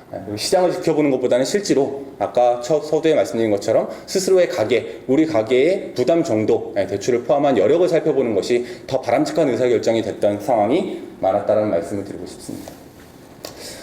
그런 의미에서 이제 아까 주식과 부동산을 비유해서 말씀을 좀 드렸는데요. 시장을 이해하기 위한 용어로서는 분명히 필요하기는 하겠습니다만 말씀드리고 싶은 거는 주식시장을 바라보듯이 부동산 시장을 바라보는 것은 조금 관점이 달라질 필요가 있는 시점이 아닌가라는 말씀을 좀 드리고요. 마찬가지로 이제 많은 분들이 집을 실거주 입장에서 봤을 때 집을 사지 않는다면 결국 전세나 월세, 그러니까 임차로서 사셔야 될 텐데요. 그 과정 중에서 최근에 나타나고 있는 현상 하나는 좀 주목할 만할 것 같습니다. 이후의 시장을 좀 더 지켜봐야 되겠지만 지금 전세가도 같이 떨어지고 있는 전반적인 사정인 것은 맞습니다. 다만 이제 임차 시장은 두 개로 나눠지게 되죠. 전세가 있고 월세가 있습니다. 보니까 실제로는 전세 가격이 전반적으로 하락하는 과정, 매매 가격과 전세 가격이 동반해서 하락하는 과정 중에서 지역별로 이것들이 조금 다르게 나타나더라. 월세에 있어서는. 즉 서울과 같은 경우에는 전세 가격 지금 굉장히 큰 폭으로 매매 가격보다 더 빠르게 떨어지고 있고 하반기에 또 역전세와 관련된 이슈들 때문에 더 크게 흔들릴 가능성은 있기는 합니다만 이 과정 중에서 수요가 전세를 회피하는 현상이 생기면서 그럼 그 수요는 다 어디로 갔을까요? 월세로 옮겨간 상황으로 보여집니다. 월세 가격 상승폭이 변동률이 지금 전세 가격 하락률보다 더 커지는 상황이 일단 서울에서는 나타나고 있다는 말씀을 드리고 싶고요. 다만 이것이 전국적인 현상이냐라고 하면 그렇진 않은 것 같습니다. 향후에 입주 물량이 아직도 지금도 많이 남아있고 미분양 물량도 상당 부분 적체되어 있는 가장 대표적인 인천이나 경기 외곽 지역을 포함한 전체 지역을 놓고 보면 이 지역은 전세가가 떨어지고 있을 뿐만 아니라 월세가도 떨어지고 있습니다. 물량이 가격을 안정시키는데 어느 정도의 효과를 주는지를 잘 보여주는, 그래서 이후에 하반기 이후의 시장은 전반적으로는 지역별로 좀 이런 전세 월세 이슈에 있어서는 많이 다르게 차별화되는 형상으로 나타날 가능성이 굉장히 커 보이고요. 역전세와 관련된 이슈들도 물론 여기에는 서울도 포함되겠습니다만 지역별로 편차가 좀 클 거라는 예상을 해보게 됩니다. 네, 시간이 좀 촉박하기는 하지만 그래도 세금에 대한 얘기는 좀 간단하게 좀 언급을 좀 드리고 싶은데요. 1688년에 영국에서 명예혁명이라는 정치적인 사건이 있었습니다. 그 내용, 여러 가지 내용이 있겠지만 그 근저를 따져보면 이 명예혁명을 촉발했던 가장 핵심적인 이유라고 일컬어지는 것들 중에 하나가 그 당시에 영국 정부에서 있었던 그 난로세라고 하는 것이었습니다. 이 난로세라고 하는 거는 초기에 만들어질 때는 굉장히 합리적인 세금으로 보이긴 했습니다만 이걸 나중에 징수하는 과정 중에서 세율이 올라가는 구조를 좀 띠게 됐고요. 그 과정에서 필연적으로 집 안에 난로가 몇 개인지를 파악해야만 세금을 매길 수 있는 구조가 되어 있었기 때문에 당연히 사람이 살고 있는 집을 열어서 공무원들이, 세무공무원들이, 당시의 세무공무원들이 집을 열어서 뒤져야만 파악이 되는 상황이었습니다. 집주인들은 국민들은 굉장히 싫어했겠죠. 결국 여러 가지 이유가 있겠지만 이것이 가장 핵심적인 이유가 돼서 명예혁명이 촉발됐다라고 하는 것들이 일반적인 평가인데요. 이 사건으로 인해서 그 제임스 2세 왕이 영국에서 이제 물러나고 국민적 반발이 있었던 것이죠. 소위 지금 말하는 조세저항이라는 것들이 있던 것이었고요. 물러나고 나서 메리하고 윌리엄 공동왕 체제로 전환이 됐었습니다. 그래서 결국 맨 먼저 한 일이 이 난로세를 없애는 일이었어요. 국민적인 환호가 있었겠죠. 자, 그리고 나서 시간이 지나고 나서 보니까 세수가 부족해지는 현상이 생기게 됐습니다. 그래서 이걸 해결하기 위해서 어떻게 했느냐? 저 청물세라는 걸 만들어냈습니다. 처음에는 되게 환호를 받았어요. 밖에서 셀 수 있으니까 집안을 침입하지 않고서도 세금을 거둘 수 있는 구조가 됐었습니다. 자, 그런데 시간이 한 100여 년 정도 지나고 나니까 어떤 상황이 됐느냐? 모든 사람들이 창문을 막아버리는 현상이 생겼다고 하는 거죠. 정부의 처음에 굉장히 바람직하다라고 여겨졌던 어떤 세금들이 그 이후에 일정 기간을 거치는 과정 중에서 어떻게 바뀌어오는지, 어떻게 나쁜 영향을 미쳐오는지를 보여주는 단적인 예인 것 같습니다. 당시에 창문을 막기 시작하면서 영국에서 가장 크게 문제가 됐던 것들이 전염병 문제였다고 합니다. 햇빛이 들어오지 않으니까요. 그래서 그 당시에 비판도 굉장히 많았던 사안이어서 이런 세금과 관련된 어떤 제도나 정책을 쓸 때는 이전 정부에서든 지금 정부에서든 항상 좀 신중해야 될 필요가 있다는 생각을 해보게 되고요. 자, 시기가 바꿔서 그때는 이제 오래전에 영국 일이었으니까 지금은 좀 바뀌지 않았을까요? 별로 바뀐 건 없는 것 같습니다. 해마다 조세 징수와 관련된 이런 쟁점들이 계속 커지고 있는 문제가 발생하고 있다는 말씀 드리고요. 자, 마찬가지로 이제 그런 맥락에서 지금 직전에 있었던 그 제도, 조세, 부동산과 관련된 특히 주택과 관련된 조세 정책과 관련된 부분들이 처음에 만들어진 의도와는 다르게 시장에서 어떻게 영향을 미쳐 왔는지를 좀 보여주는 가장 단적인 예였습니다. 지금은 이제 세제 개편을 통해서 종부세에 대한 다주택에 대한 종부세 부담이 좀 완화되기는 했습니다만 종전에 3주택에 대한 다주택 종부세가 굉장히 크게, 예를 들면 가령 이 정도의 집을 남편 혼자서 가지고 있을 때 한 5천만 원 정도에 육박하는 정도의 종부세만으로 세금을 내야 되는 이런 상황이었었습니다. 그러면 여기에 과한 세금을 부과하게 되면 사람들은 집을 팔 것이고, 그럼 집을 팔게 되면 매물이 늘어나서 집값은 떨어질 것이고 안정화될 것이고 이런 것들을 의도한 거였죠. 의도만으로 놓고 보면 굉장히 바람직했습니다. 자, 그런데 다 그런 것은 아니지만 실제로 이것이 시장에서 접목되었을 때 어떤 현상으로 나타나느냐, 지금 한 예로서 말씀을 드리는 거지만 가령 예를 들면 다주택자들 중에 제가 아는 범위 내에서 상당수는 똑같은 범위 내에서 남편이 가지고 있던 집 중에 규제 지역에 있었던 당시에 집 하나를 그냥 파는 것이 아니라 배우자에게 넘기는 의사결정을 했다라고 하는 것이죠. 이렇게 넘기게 되면 똑같은 집을, 부부 기준으로는 똑같죠. 집을 가지고 있음에도 불구하고 세금은 종전에 4,658만 원에서 2,290만 원으로, 그래도 내야 되는 세금이 많기는 하지만 1년 단위로 2,300만 원씩 줄어들게 됩니다. 이걸 단순 계산으로 알 수밖에 없었다라고 하는 거죠. 그래서 바람직하게 만들어진 세금 제도라고 하더라도 실제로는 정책이라고 하더라도 이런 현상을 오히려 시장에서는 나타날 수 있다라는 말씀을 좀 드려보고 싶고요. 2주택의 케이스에 있어서도 비슷하다고 생각이 됩니다. 네, 이런 현상들을 좀 눈여겨볼 필요가 있겠다 말씀을 좀 드리고요. 정책적인 거를 떠나서 이번에 이제 그 세금과 관련된 어떤 사례들 역시 마찬가지로 좀 말씀을 드리면요. 과거의 사례입니다. 좀 과거의 사례인데요. 아파트 두 채 가지고 계시는 상황이었었고요. 이때도 양도세에 대한 중과가 있었습니다. 차익이 꽤 크게 발생했던 본인이 오래 거주하셨던 압구정에 있는 아파트를 팔아야 되는 상황이었었고 그걸 무조건 팔아야 되는 상황 하에서 다른 지역에 단독주택 한 채를 가지고 있었습니다. 양도세 세금이 2주택 중과를 기준으로 해서 굉장히 많이 나오는 상황이었었거든요. 이때 예상되는 세금이 차익 대비해서는 굉장히 높은 편이었었습니다. 중과가 적용되는 상황이었기 때문에. 이분 이런 상황에서 어떻게 하셨을까요? 그냥 팔고 4억 4천을 내시는 분들도 있긴 하겠습니다만 이분의 세금을 줄일 수 있는 합법적인 범위 내에서 절세를 할 수 있는 가장 결정적인 방법이 굉장히 단순하게 있었다라고 하는 거죠. 어떻게 줄일 수 있을까요? 갖고 계시던 집을 부셨습니다. 단독주택을 없애고 그 사이 기간 동안에 아파트를 파셨죠. 본인이 한 20여 년간 장기간 거주하셨다. 그러면 이분은 파는 시점에서 집이 몇 채가 되느냐? 네, 한 채가 됩니다. 집이 있었지만 없었으니까요. 팔 때는. 네. 그래서 모든 상황에 통용되는 것은 아니긴 하지만 이때 적용되던 법률의 개념은 기본적으로 이렇습니다. 단독주택을 부시고 나서 그게 없는 상태에서, 즉 땅만 가지고 있는 상태에서 오랫동안 장기로 가지고 계셨던 이 집을 팔게 되면 세금이 줄어들겠죠. 이 과정을 통해서 세금을 큰 폭으로 줄였고 더 결정적인 건 이건 어디까지나 보통 이제 우리가 국세청에서 안내하는 여러 가지 세금 책자들이 있는데요. 여기에서도 이렇게 하세요라고 써 있는 종류의 합법적인 절세 방법이었다라고 하는 거죠. 그래서 제도나 정책들이 실제로 어떻게 영향을 미치는지에 대한 사례로서 말씀을 좀 드렸고요. 다만 이제 참고로 말씀드리면 모든 집을 다 부신다고 되는 건 아니고요. 재개발이나 재건축, 즉 도시및 주거환경정비법에 의한 집들은 부셔지더라도 여전히 집으로 포함이 되는 부분은 있기는 합니다. 그런 지역이 아니었기 때문에 가능한 방법이었었고요. 최근에 이제 금리, 마지막 장표입니다. 금리가 올라가게 되면 경매물건이 늘어난다. 저도 일반적으로 가지고 있는 기본적인 상식입니다. 근데 다만 이것을 서울에 있는 혹은 아파트라고 하는 특정의 유형으로 놓고 보면 이것이 아직까지는 잘 나타나고 있지 않은 것 같습니다. 그러니까 종전에는 금리가 굉장히 높았던 시기에는 당연히 일정한 시차를 두고 서울의 아파트 물건들도 경매 물건이 꽤 많이 늘어났었습니다. 자, 그런데 지금 꽤 높은 금리가 다시 회복되기는 했지만 그리고 꽤 오랜 기간이 길어지고는 있지만 희한하게도 아직까지는 서울 지역에서 아파트에 국한해 놓고 보면 경매 물건이 그렇게 빠르게 늘어나고 있지는 않은 것 같고요. 앞으로는 좀 더 지켜봐야 되기는 하겠습니다. 왜냐면 임차권 등기를 통해서 역전세 문제에서 발생하는 경매 물건도 있기는 할 텐데 아직까지는 그렇게 많지 않은 것 같습니다. 지금 제가 어제자로 확인해 보니까 서울의 전체에서 아파트 경매 물건으로 나와 있는 물건이 몇 건이냐? 네, 215건이었습니다. 이 아파트에는 나홀로 아파트를 포함한 모든 유형의 아파트를 포함한 수치가 서울에서 215건이었고요. 서울 전체적으로 한 177만 호의 아파트가 있는데 그 중에 그나마 최근에 경기가 나빠지고 금리가 올라간 상황에서 늘어난 수치가 이 정도더라 라고 하는 것들을 역시 좀 유념해 볼 필요가 있지 않을까 싶습니다. 개인의 의사결정과 관련해서 말씀 이제 당부드리고 싶은 건 결국 부동산 투자 혹은 특히 그 중에서도 자기가 살 집과 관련된 의사결정은 타이밍이 아니라 항상 물건이다라는 말씀을 좀 드리고 싶고 그 다음에 세금과 관련된 사례에 말씀드렸던 것처럼 좋은 의도를 가지고 만들었던 세금이다 하더라도 혹은 정책이라고 하더라도 나쁜 영향을 미친다라는 걸 우리가 과거의 많은 사례를 통해서 살펴봤기 때문에 이후에 어떤 이와 관련된 정책적인 위반들이나 이런 것들을 시행할 때는 항상 그렇듯이 원래 기준보다 더 강화된 좀 더 까다로운 조건으로 좀 분석이나 이런 것들이 좀 필요하지 않을까라는 말씀을 드리면서 제 강연 마치도록 하겠습니다. 네, 고맙습니다.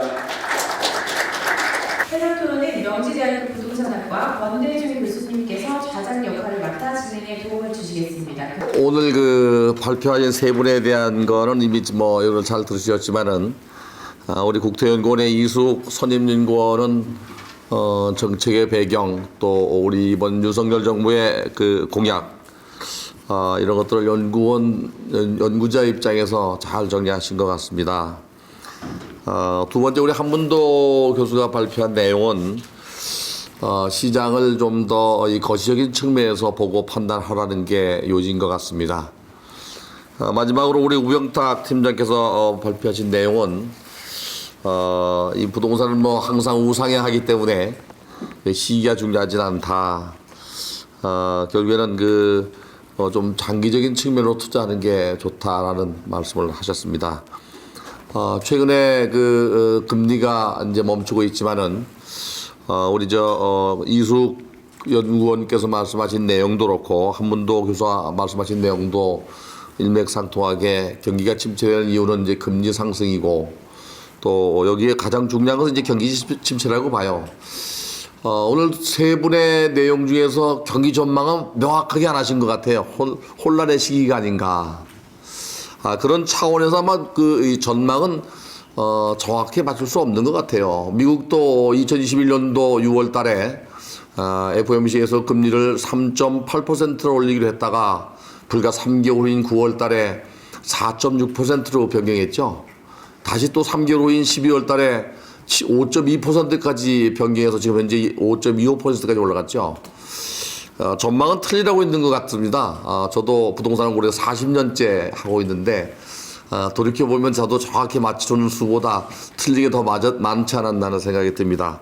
오늘 이 발표한 내용과 또 더불어 개인의 의견까지 전문가로서 시장 분석과 전망을 해주실 패널분들을 소개하겠습니다.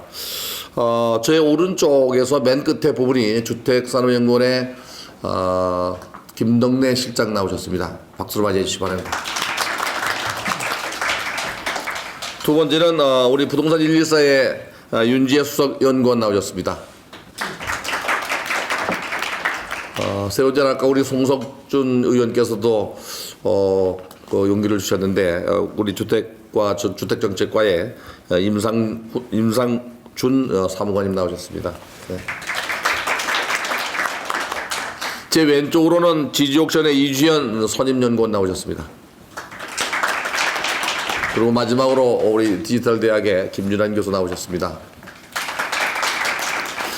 오늘 발표한 내용 세 분에 대한 총평을 나중에 우리 주택정책과의 임상준 사무관께 마이크를 한번 드리고 첫 번째로 우리 김덕래 실장님께 오늘 들은 이야기와 또 시장에 대한 이야기를 좀 들어보겠습니다. 네, 안녕하세요. 방금 소개받은 주택산업연구원의 김덕래라고 합니다. 세 분의 주옥 같은 발표가 제게도 많은 인사이트를 주고 연구자로서 어떠한 것들을 좀 더 집중해서 봐야 되는지에 대한 많은 시사점을 주신 것 같습니다. 먼저 이수육 박사님께서 말씀해 주셨던 우리가 이제 정상화의 길, 연착륙에 대한 기대를 할 수는 있을 것 같긴 하지만 여전히 거시가 어렵기 때문에 인고의 시간이 좀 더 필요하지 않겠냐라는 말에 저도 동의를 합니다. 그리고 지금 두 번째로 해주셨던 한문도 교수님이 너무 미시적인 지표 보지 말고 조금 큰 거시적인 경제적인 지표들도 같이 봐야 될 게 아닌가라는 말에 저는 적극적으로 동감을 합니다. 그동안 우리가 주택시장을 볼 때 주택시장 관련 지표들을 중심으로 굉장히 많이 살펴봤고 공급도 인허가, 착공, 분양, 미분양 이런 틀에서 우리가 크게 벗어나지 못했던 부분들은 있는 것 같습니다. 그리고 수요도 우리가 과거에 있었던 우리 저를 기준으로 이제 부모 세대들 70대, 80대 대신 이런 분들과 그리고 저희가와 같은 이제 50, 60, 40 이 세대들이 바라보는 주택시장에 대한 집에 대한 생각과 이제 앞으로 주택시장의 주요 수요 계층으로 진입하고 있는 30대와 밀레니얼 세대들이라고 하는 사람 계층에서 바라보는 집에 대한 시각 자체가 굉장히 많이 다르지 않은가. 그리고 집에 대해서 집을 어떻게 구매를 해서 어떻게 활용을 해야 될 것인가에 대한 시각이 굉장히 많이 다르기 때문에 그러한 부분들에 대한 고려를 감안한 어떤 정책의 설계 그리고 기업의 입장에서는 주택 상품에 대한 개발과 판매 그리고 유통 이런 것들이 점점 더 이질화되고 있다는 생각을 많이 하고 있기 때문에 이런 흐름들을 보기 위해서는 기존에 우리가 너무나 관념적으로 사용해 왔던 주택시장에 대한 지표들을 조금 더 벗어날 필요가 있겠다라는 생각을 하고 있습니다. 그리고 우병탁 팀장님이 말씀해 주신 부분에 있어서 맨 마지막의 것들이 굉장히 저는 동감을 합니다.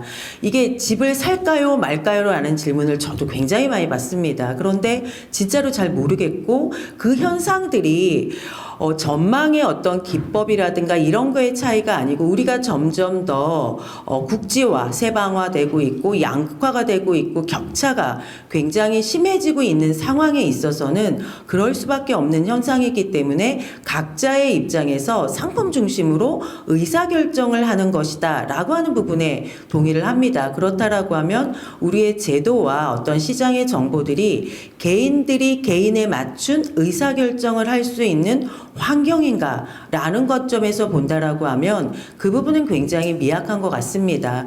그래서 결국 모든 사람들이 전문가에게 상담을 받기를 원하는데 그것들이 개인적으로 맞춤형으로 하기 위해서는 여전히 어려운 환경이기 때문에 이런 전반적인 것에 있어서 정부에게 바라고 싶은 것들은 참여자들이 달라지고 있는 것에 맞춰서 정책들을 어떻게 디테일하게 개인들이 의사결정을 할 수 있게끔 바꿔줘야 되는 것인가 라는 부분들에 있어서의 앞으로의 고민이 필요하겠다라는 생각을 하고 있습니다. 그리고 우리가 두 번째로 말씀드리고 싶은 건 이 사람들이 변하고 있는 집에 대한 생각들을 반영할 수 있게끔 지표들을 어떻게 우리가 좀 더 디벨롭 시킬 것인가 라는 것에 대한 적극적인 고민이 필요하다라고 생각을 합니다. 우리가 주택 공급하면 그냥 인허가 총량, 전국 총량을 이야기를 하는데 우리가 주택을 공급하는 방식은 임대와 분양으로 나누지만 공공임대, 공공분양, 민간임대, 민간분양. 우리가 지금까지는 절대적으로 민간 분양에 의존해왔던 주택시장의 구조를 앞으로는 조금 더 균형 있게 공공분양이 지금 최근에 인기가 많은 것들을 본다라고 하면 조금 집을 가능할 수 있는 공공분양을 어떻게 할 것인지 민간임대가 굉장히 최근에 유축되어 있던 부분들을 앞으로는 민간임대 시장을 어떻게 균형을 맞춰서 좀 밸런스를 줄 것인지 이러한 좀 디테일한 공급에 대한 고민들도 많이 필요하다라는 생각을 하고 있습니다. 아까 얼핏 자료 중에 나왔는데 저는 신규 공급 못지않게 재고주택들을 어떻게 관리하고 낡은 재고주택들을 어떻게 질 좋은 주택으로 바꾸어낼 수 있는가도 굉장히 중요한 앞으로의 숙제라고 생각을 합니다. 2천만 채 있는 재고주택이 결국 정비사업으로 갈 수도 있는 거고 철거로 갈 수도 있는 부분이기 때문에 재고주택 시장을 어떻게 신규주택 시장과 연계해서 관리하고 그 질을 조금 디벨롭 시켜 나갈 수 있을 것인가 라는 것에 대한 그런 고민들도 적극적으로 이루어지고 기업 입장에 있어서도 이 재고주택 시장에 있어서의 사업 기회들을 조금 더 적극적으로 발굴해 보는 것도 앞으로의 중요한 영역 확장이지 않을까라는 생각을 가지고 있습니다. 이상으로 일단 제 의견을 말씀드리도록 하겠습니다. 주택 시장이 세대별로 변하고 있는 것은 그 개념에 대한 변화는 어려운 얘기가 아니고요. 지금 젊은 사람들이 보는 주택은 분명히 달라지고 있습니다. 특히 이제 그 여기에 맞춰서 이 그 여러 가지 지표도 변해야 한다는 것은 현실적으로 꼭 필요한 것 같습니다. 특히 이제 재호주택에 대한 관리, 장수명 주택을 짓지만 그 관리가 중요하다는 것도 필요한 것 같습니다. 좋은 말씀 감사합니다. 오늘 두 번째 우리 윤지혜 선임 연구원에게 마이크를 드리겠습니다. 네, 반갑습니다. 세 분 발표하신 거 잘 들었고요. 이수욱 박사님 그 정상화되고 있다는 부분, 그럼 정상이 뭔가에 대한 고민이 하나 필요할 것 같고요. 그리고 이제 한번더 교수님 이제 이게 가격이 비싼 부분들이 유효 수요와 관련된 부분들을 좀 끌어내리고 있다 이런 의견들 주셨습니다. 거기에 이제 우병탁 그 팀장님 같은 경우 이제 중장기 각으로 시장을 좀 봐야 된다 하는 의견들 주셨는데 한 가지 이제 우리가 시장에서 자주 듣는 얘기가 최근에는 그렇습니다. 이제 하반기 시장 전망 어떻게 될 건가 이런 의견들 많이 주세요.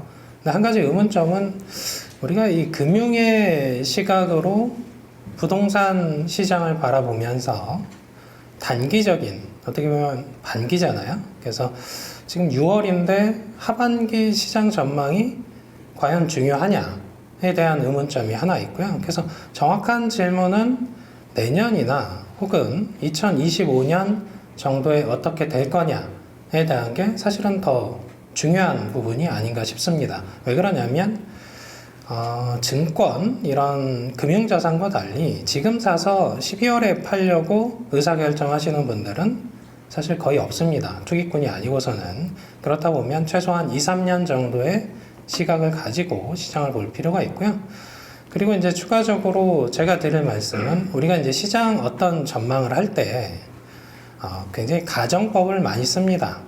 만약에 금융위기가 온다면 뭐 이런 가정, 혹은 역전세와 관련된 게 부실화된다면, 혹은 PF가 부실화된다면, 혹은 연체율이 올라간다면, 뭐 이런 가정법들이 있잖아요.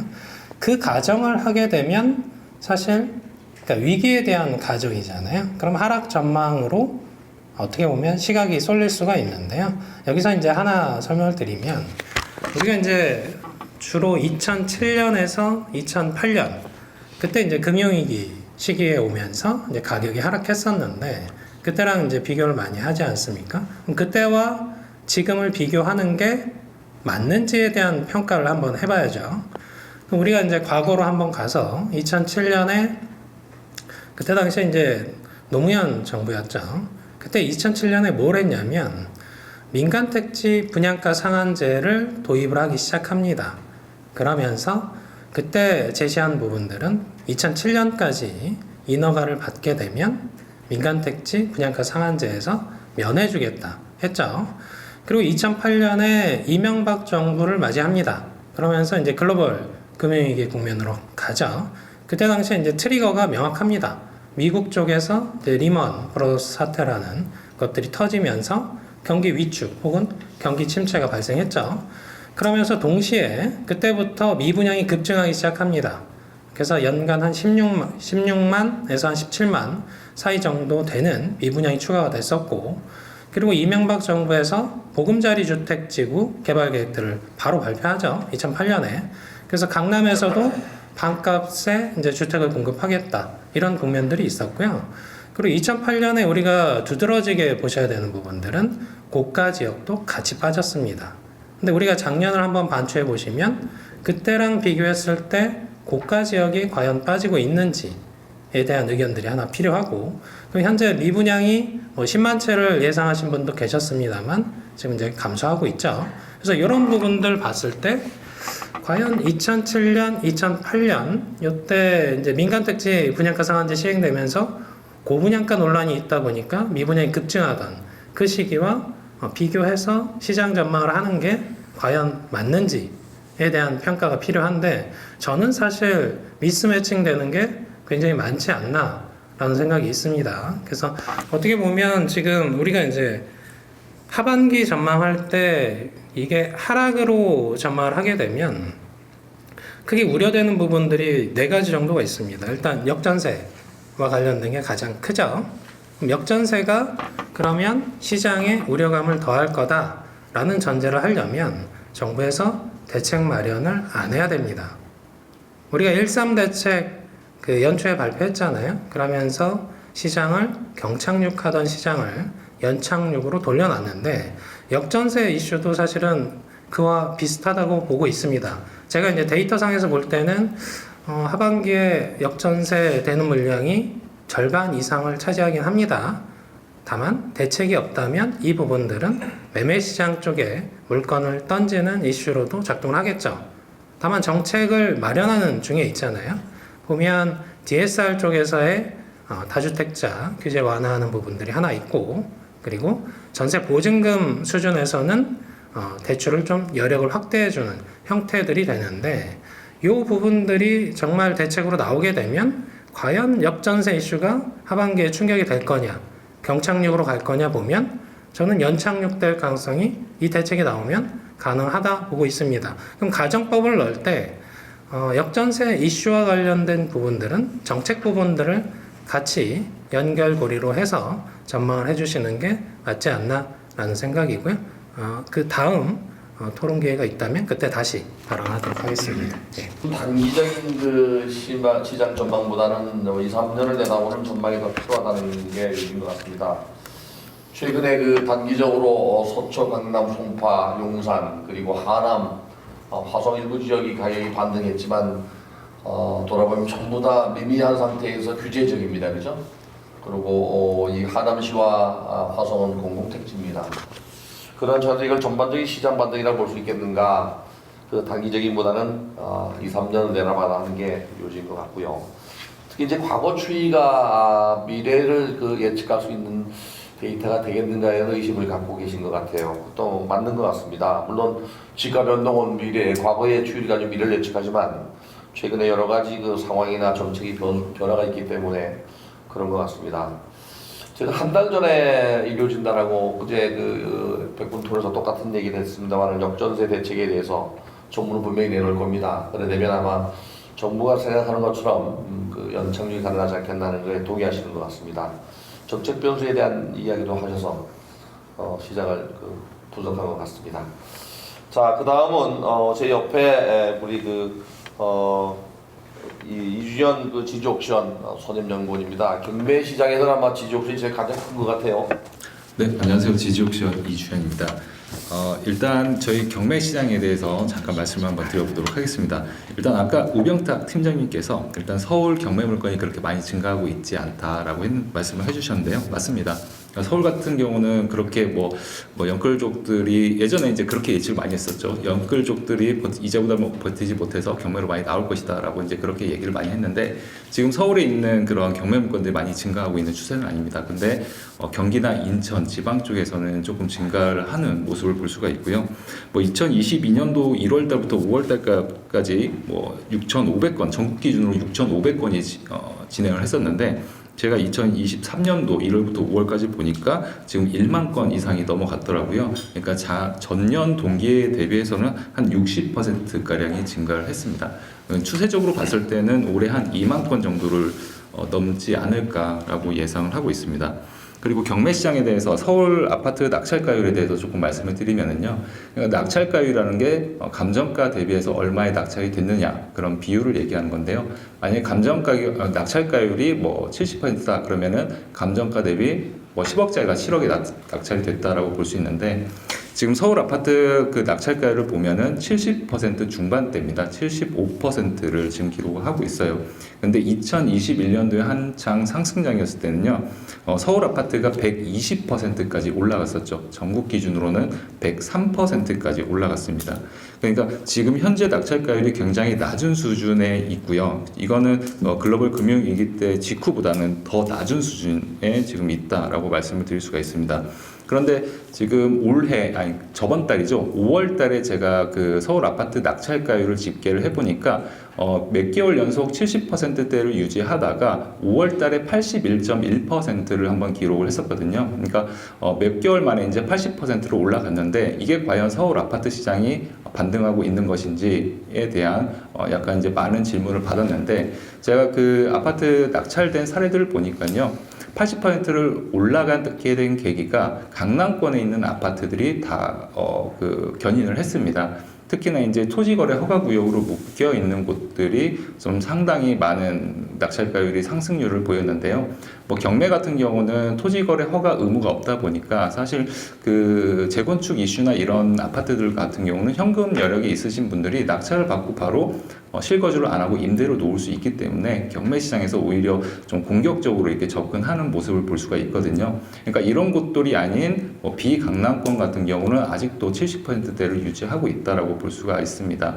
근데 이렇게 전국적으로도 그렇고요. 서울 아파트 낙찰가율도 이렇게 낮은 이유를 보면은 사실 강남권 같은 경우는 대출을 받으시는 분들이 많이 없거든요. 그 다음에 3월 달에는 초고가, 규제 지역 내 초고가 주택에 대해서도 이제 주택담보대출 40% 이렇게 이제 완화를 해주다 보니까 응찰자 수가 많이 늘어나는 모습을 볼 수가 있는데 비강남권 같은 경우는 사실 지금 특례보금자리론을 이용할 수 있는 아파트들이 거의 없어요. 또 서울권 내에선 KB시세 9억 원 이하 아파트가 거의 없다 보니까 DSR 적용을 다 받게 되는 거고 그런 DSR 적용을 받다 보니까 비강남권 같은 경우는 낙찰가율이 그렇게 크게 올라가지 못하고 있는 상황입니다. 그리고 이제 특례보금자리론이 올해 이제 2월 달에 이제 출시가 됐었는데 오히려 그런 것들이 출시가 되면서 경기 인천 쪽으로 이제 수요자들이 많이 다시 이제 몰리는 그런 모습을 좀 볼 수가 있었습니다. 응찰자 수가 다소 늘어나는 모습을 봤었고요. 그다음에 그래서 이제 제가 생각했을 때는 뭐 이제 앞으로는 그 경매 시장 지표가 어떤 부동산 시장의 선행 지표 역할을 하고 있다라고 말씀을 드리곤 합니다. 근데 지금 봤을 때는 가장 많이 영향을 받는 게 금리, 그다음에 대출 규제가 아닌가 싶고요. 지금 금리 앞으로도 이제 금리 인하가 될 것이냐가 가장 이슈로 보여집니다. 그다음에 DSR 완화가 될 것이냐. 그러니까 비강남권은 뭐 아직 살아나기는 힘든 상황으로 보이고요. 그다음에 이거는 추가적으로 더 말씀을 드리면 2021년도에 전국 아파트가 뭐 낙찰가율도 상승하고 서울 아파트 낙찰가율이 상승했을 때 그때 가장 많이 상승한 곳이 지역별로 따져봤을 때는 제가 구로하고 도봉 쪽이 가장 많이 상승률이 컸습니다. 왜냐하면 그때 시절에는 뭐 벼락거지다 이런 말이 유행할 정도로 뭔가를 안 사면은 거지 된다라는 그런 유행을 했었죠. 그러다 보니까 저가 아파트 4억 원대, 6억 원대 아파트들이 상당히 많이 몰려있는 구로 도봉 쪽으로 사람들이 많이 진입을 했거든요. 근데 2022년도에 낙찰가율이 이제 하락을 하는데 2021년도에 비해서 어디가 제일 많이 하락을 했나 제가 보니까 역시 구로하고 도봉 쪽이 가장 많이 하락을 했습니다. 그럼 지금 같은 시기에 이제 그때 그분들이 낙찰을 받아서 전세 가격도 상당히 높았기 때문에 거의 다 낙찰을 받고 전세를 줬을 거란 말이죠. 그럼 전세가율도 상당히 높았을 겁니다. 그러면은 2021년도 상승장 때 전세 계약을 했던 물건들이 2023년 지금 올해부터 이제 나오기 시작할 거란 얘기죠. 그렇게 봤을 때는 구로하고 도봉 쪽 이런 저가 매물 아파트에서 오히려 역전세가 더 심해지지 않을까라고 이제 추정을 하고 있습니다. 그래서 앞으로는 일단 뭐 DSR 규제, 뭐 금리 인하 이런 것들이 이슈로 보여지는데요. 이런 역전세 문제들이 깡통 전세로 이어지지 않도록 정부가 적극적인 대응이 좀 필요한 시점이 아닌가 싶습니다. 이상입니다. 지난 2021년도 8월 26일 날 금리가 처음 올랐는데요. 10번 오르고 지금 멈춘 상태입니다.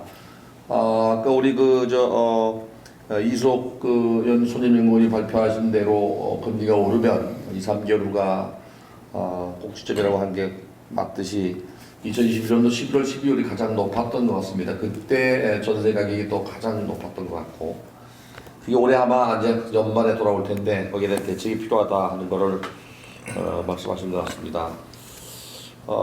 지금 마지막으로 우리 김준환 디지털대학교 교수님께 마이크를 드리겠습니다. 앞서서 이제 뭐 발표 잘 들었고요. 지금 또 패널 분들이 좋으신 얘기 많이 하셨는데 우리가 이제 분명히 지금부터 부동산 시장은 과거와는 좀 다르다는 점을 좀 우리가 인식해야 되지 않을까 생각합니다.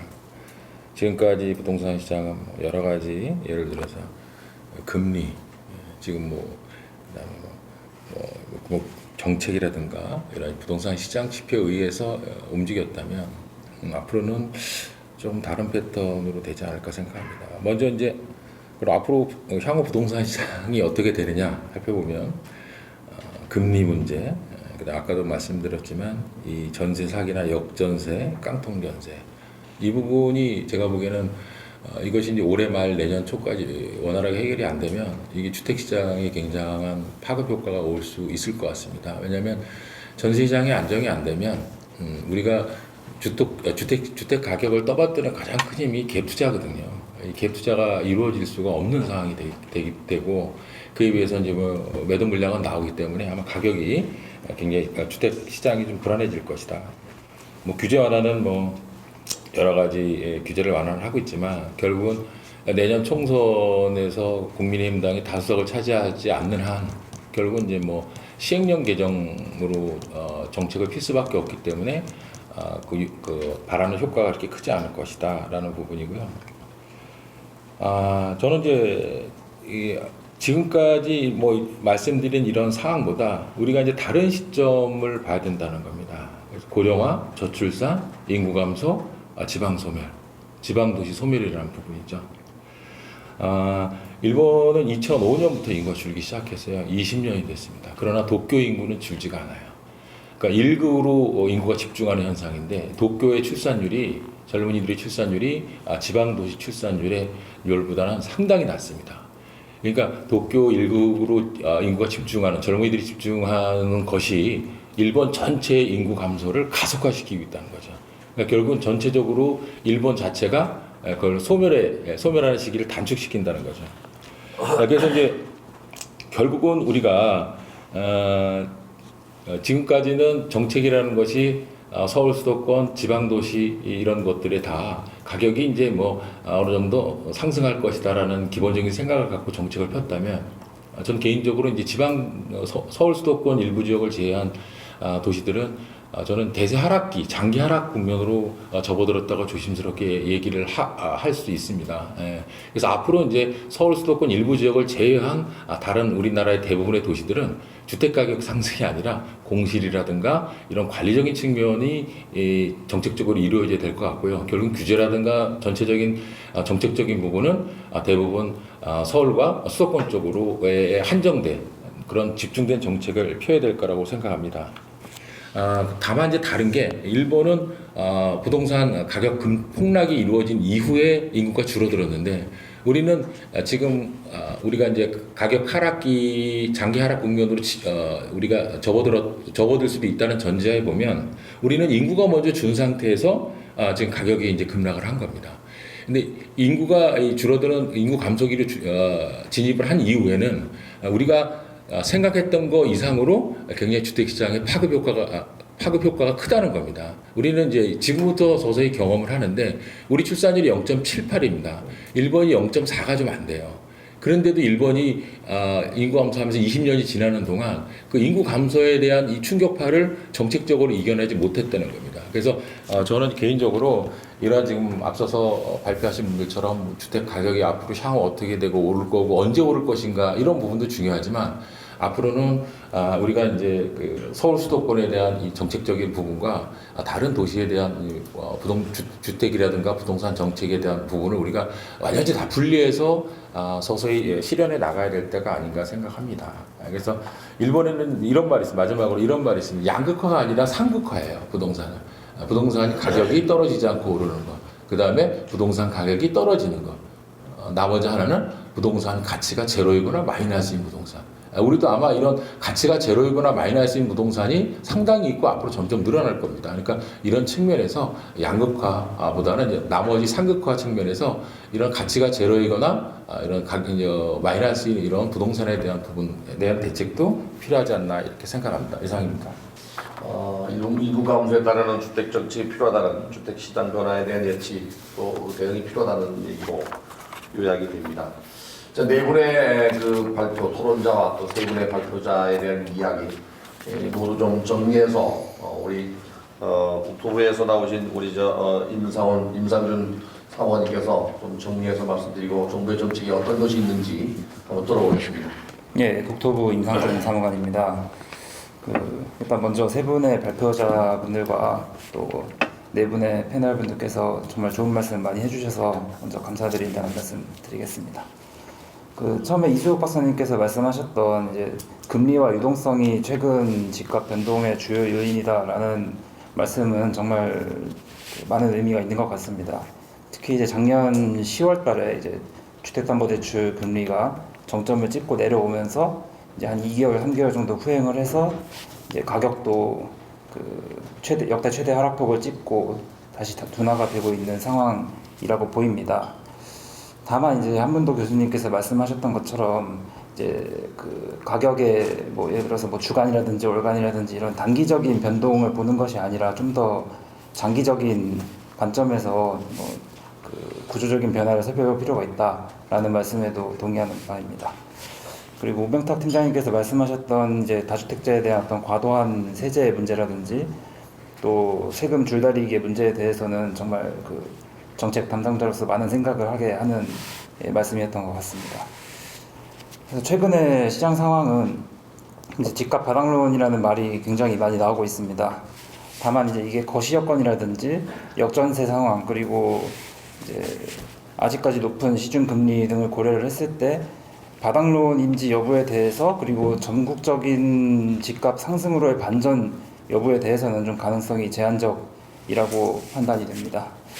그래서 일부 지역에서는 거래가 좀 회복이 되고 상승 거래도 발생하는 경향이 나타나고 있지만 아까 한문도 교수님께서 지적해 주신 바와 같이 이 거래량이 아직까지 장기 평균에는 미치지 못하는 상황이기 때문에 이것이 정말 대세적인 상승으로 전환했는가 여부에 대해서는 좀 논쟁의 여지가 있을 것이라고 보입니다.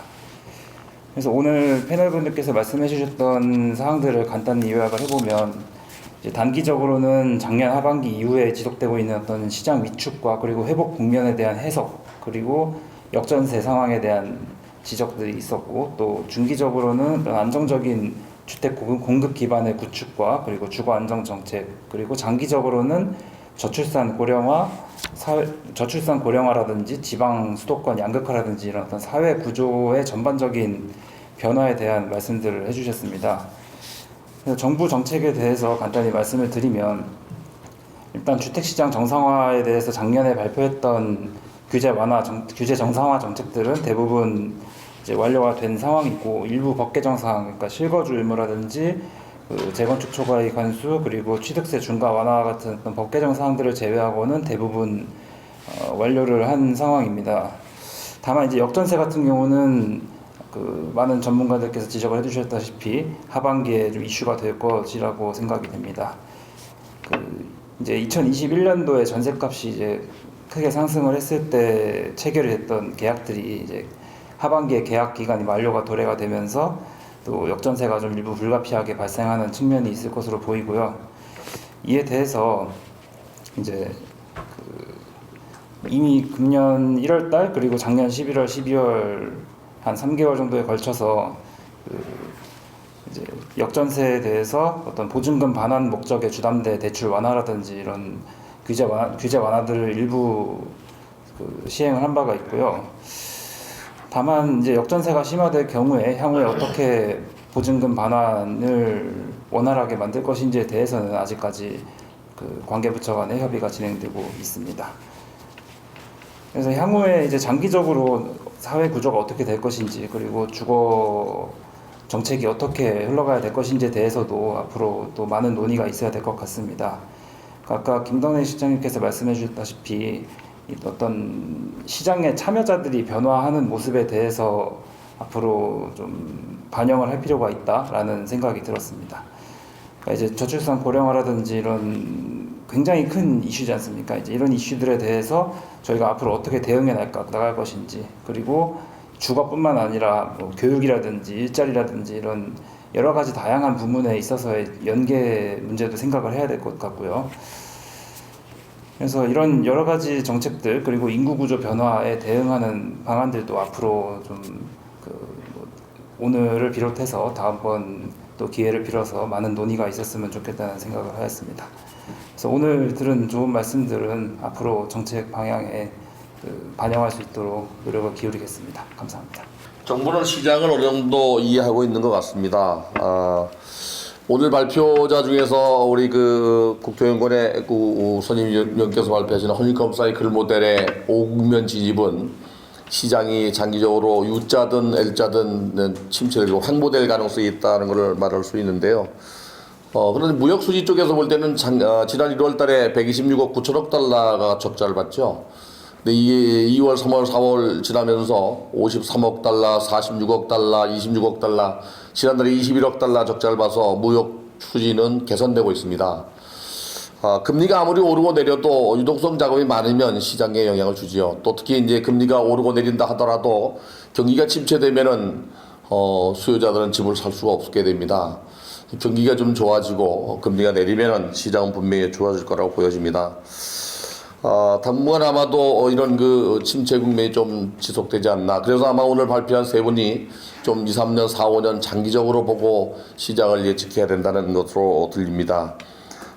지난번에 다른 쪽에서 세미나할 때 여당 간사인 김정재 의원께서 하신 말씀이 있습니다. 전세 사고와 관련돼서 여야 처음으로 합의해서 특별법을 만들었다. 제가 물어봤습니다. 이 주택시장에 영향을 가장 주는 거주 요건이나 재건축 초과이익 환수에는 어느 정도 진척이 되느냐 물어봤더니 한 7, 80% 합의를 했다고 합니다. 곧 아마 좋은 소식이 나오지 않겠나. 그래 되면은 시장이 확보하는 데도 좀 영향을 줄 거라고 보여집니다. 국토부는 국가와 국민을 위한 정책을 내놓을 거라고 보여집니다. 이 정치를 위한 정책이 아니고 정말로 실수요자 국민을 위한 정책을 내놓길 바라고요. 오늘 발표해 주신 세 분께서도 시장 진단을 단기적인 진단보다는 좀 중장기적인 진단으로 예측하신 거에 대해서 감사드리고요. 또 네 분 패널 분들께서도 또 나름대로 그 분석과 본인의 의견을 게재해 주시는 과정에 세대별로 주택에 대한 개념이 바뀌고 있어서 여기에 맞춰서 지표가 변해야 된다는 건 좀 가슴으로 와닿는 것 같습니다. 오늘 긴 시간 발표와 토론을 들어주신 여러분께 감사드리고 오늘 세미나를 여기서 마치겠습니다. 감사합니다.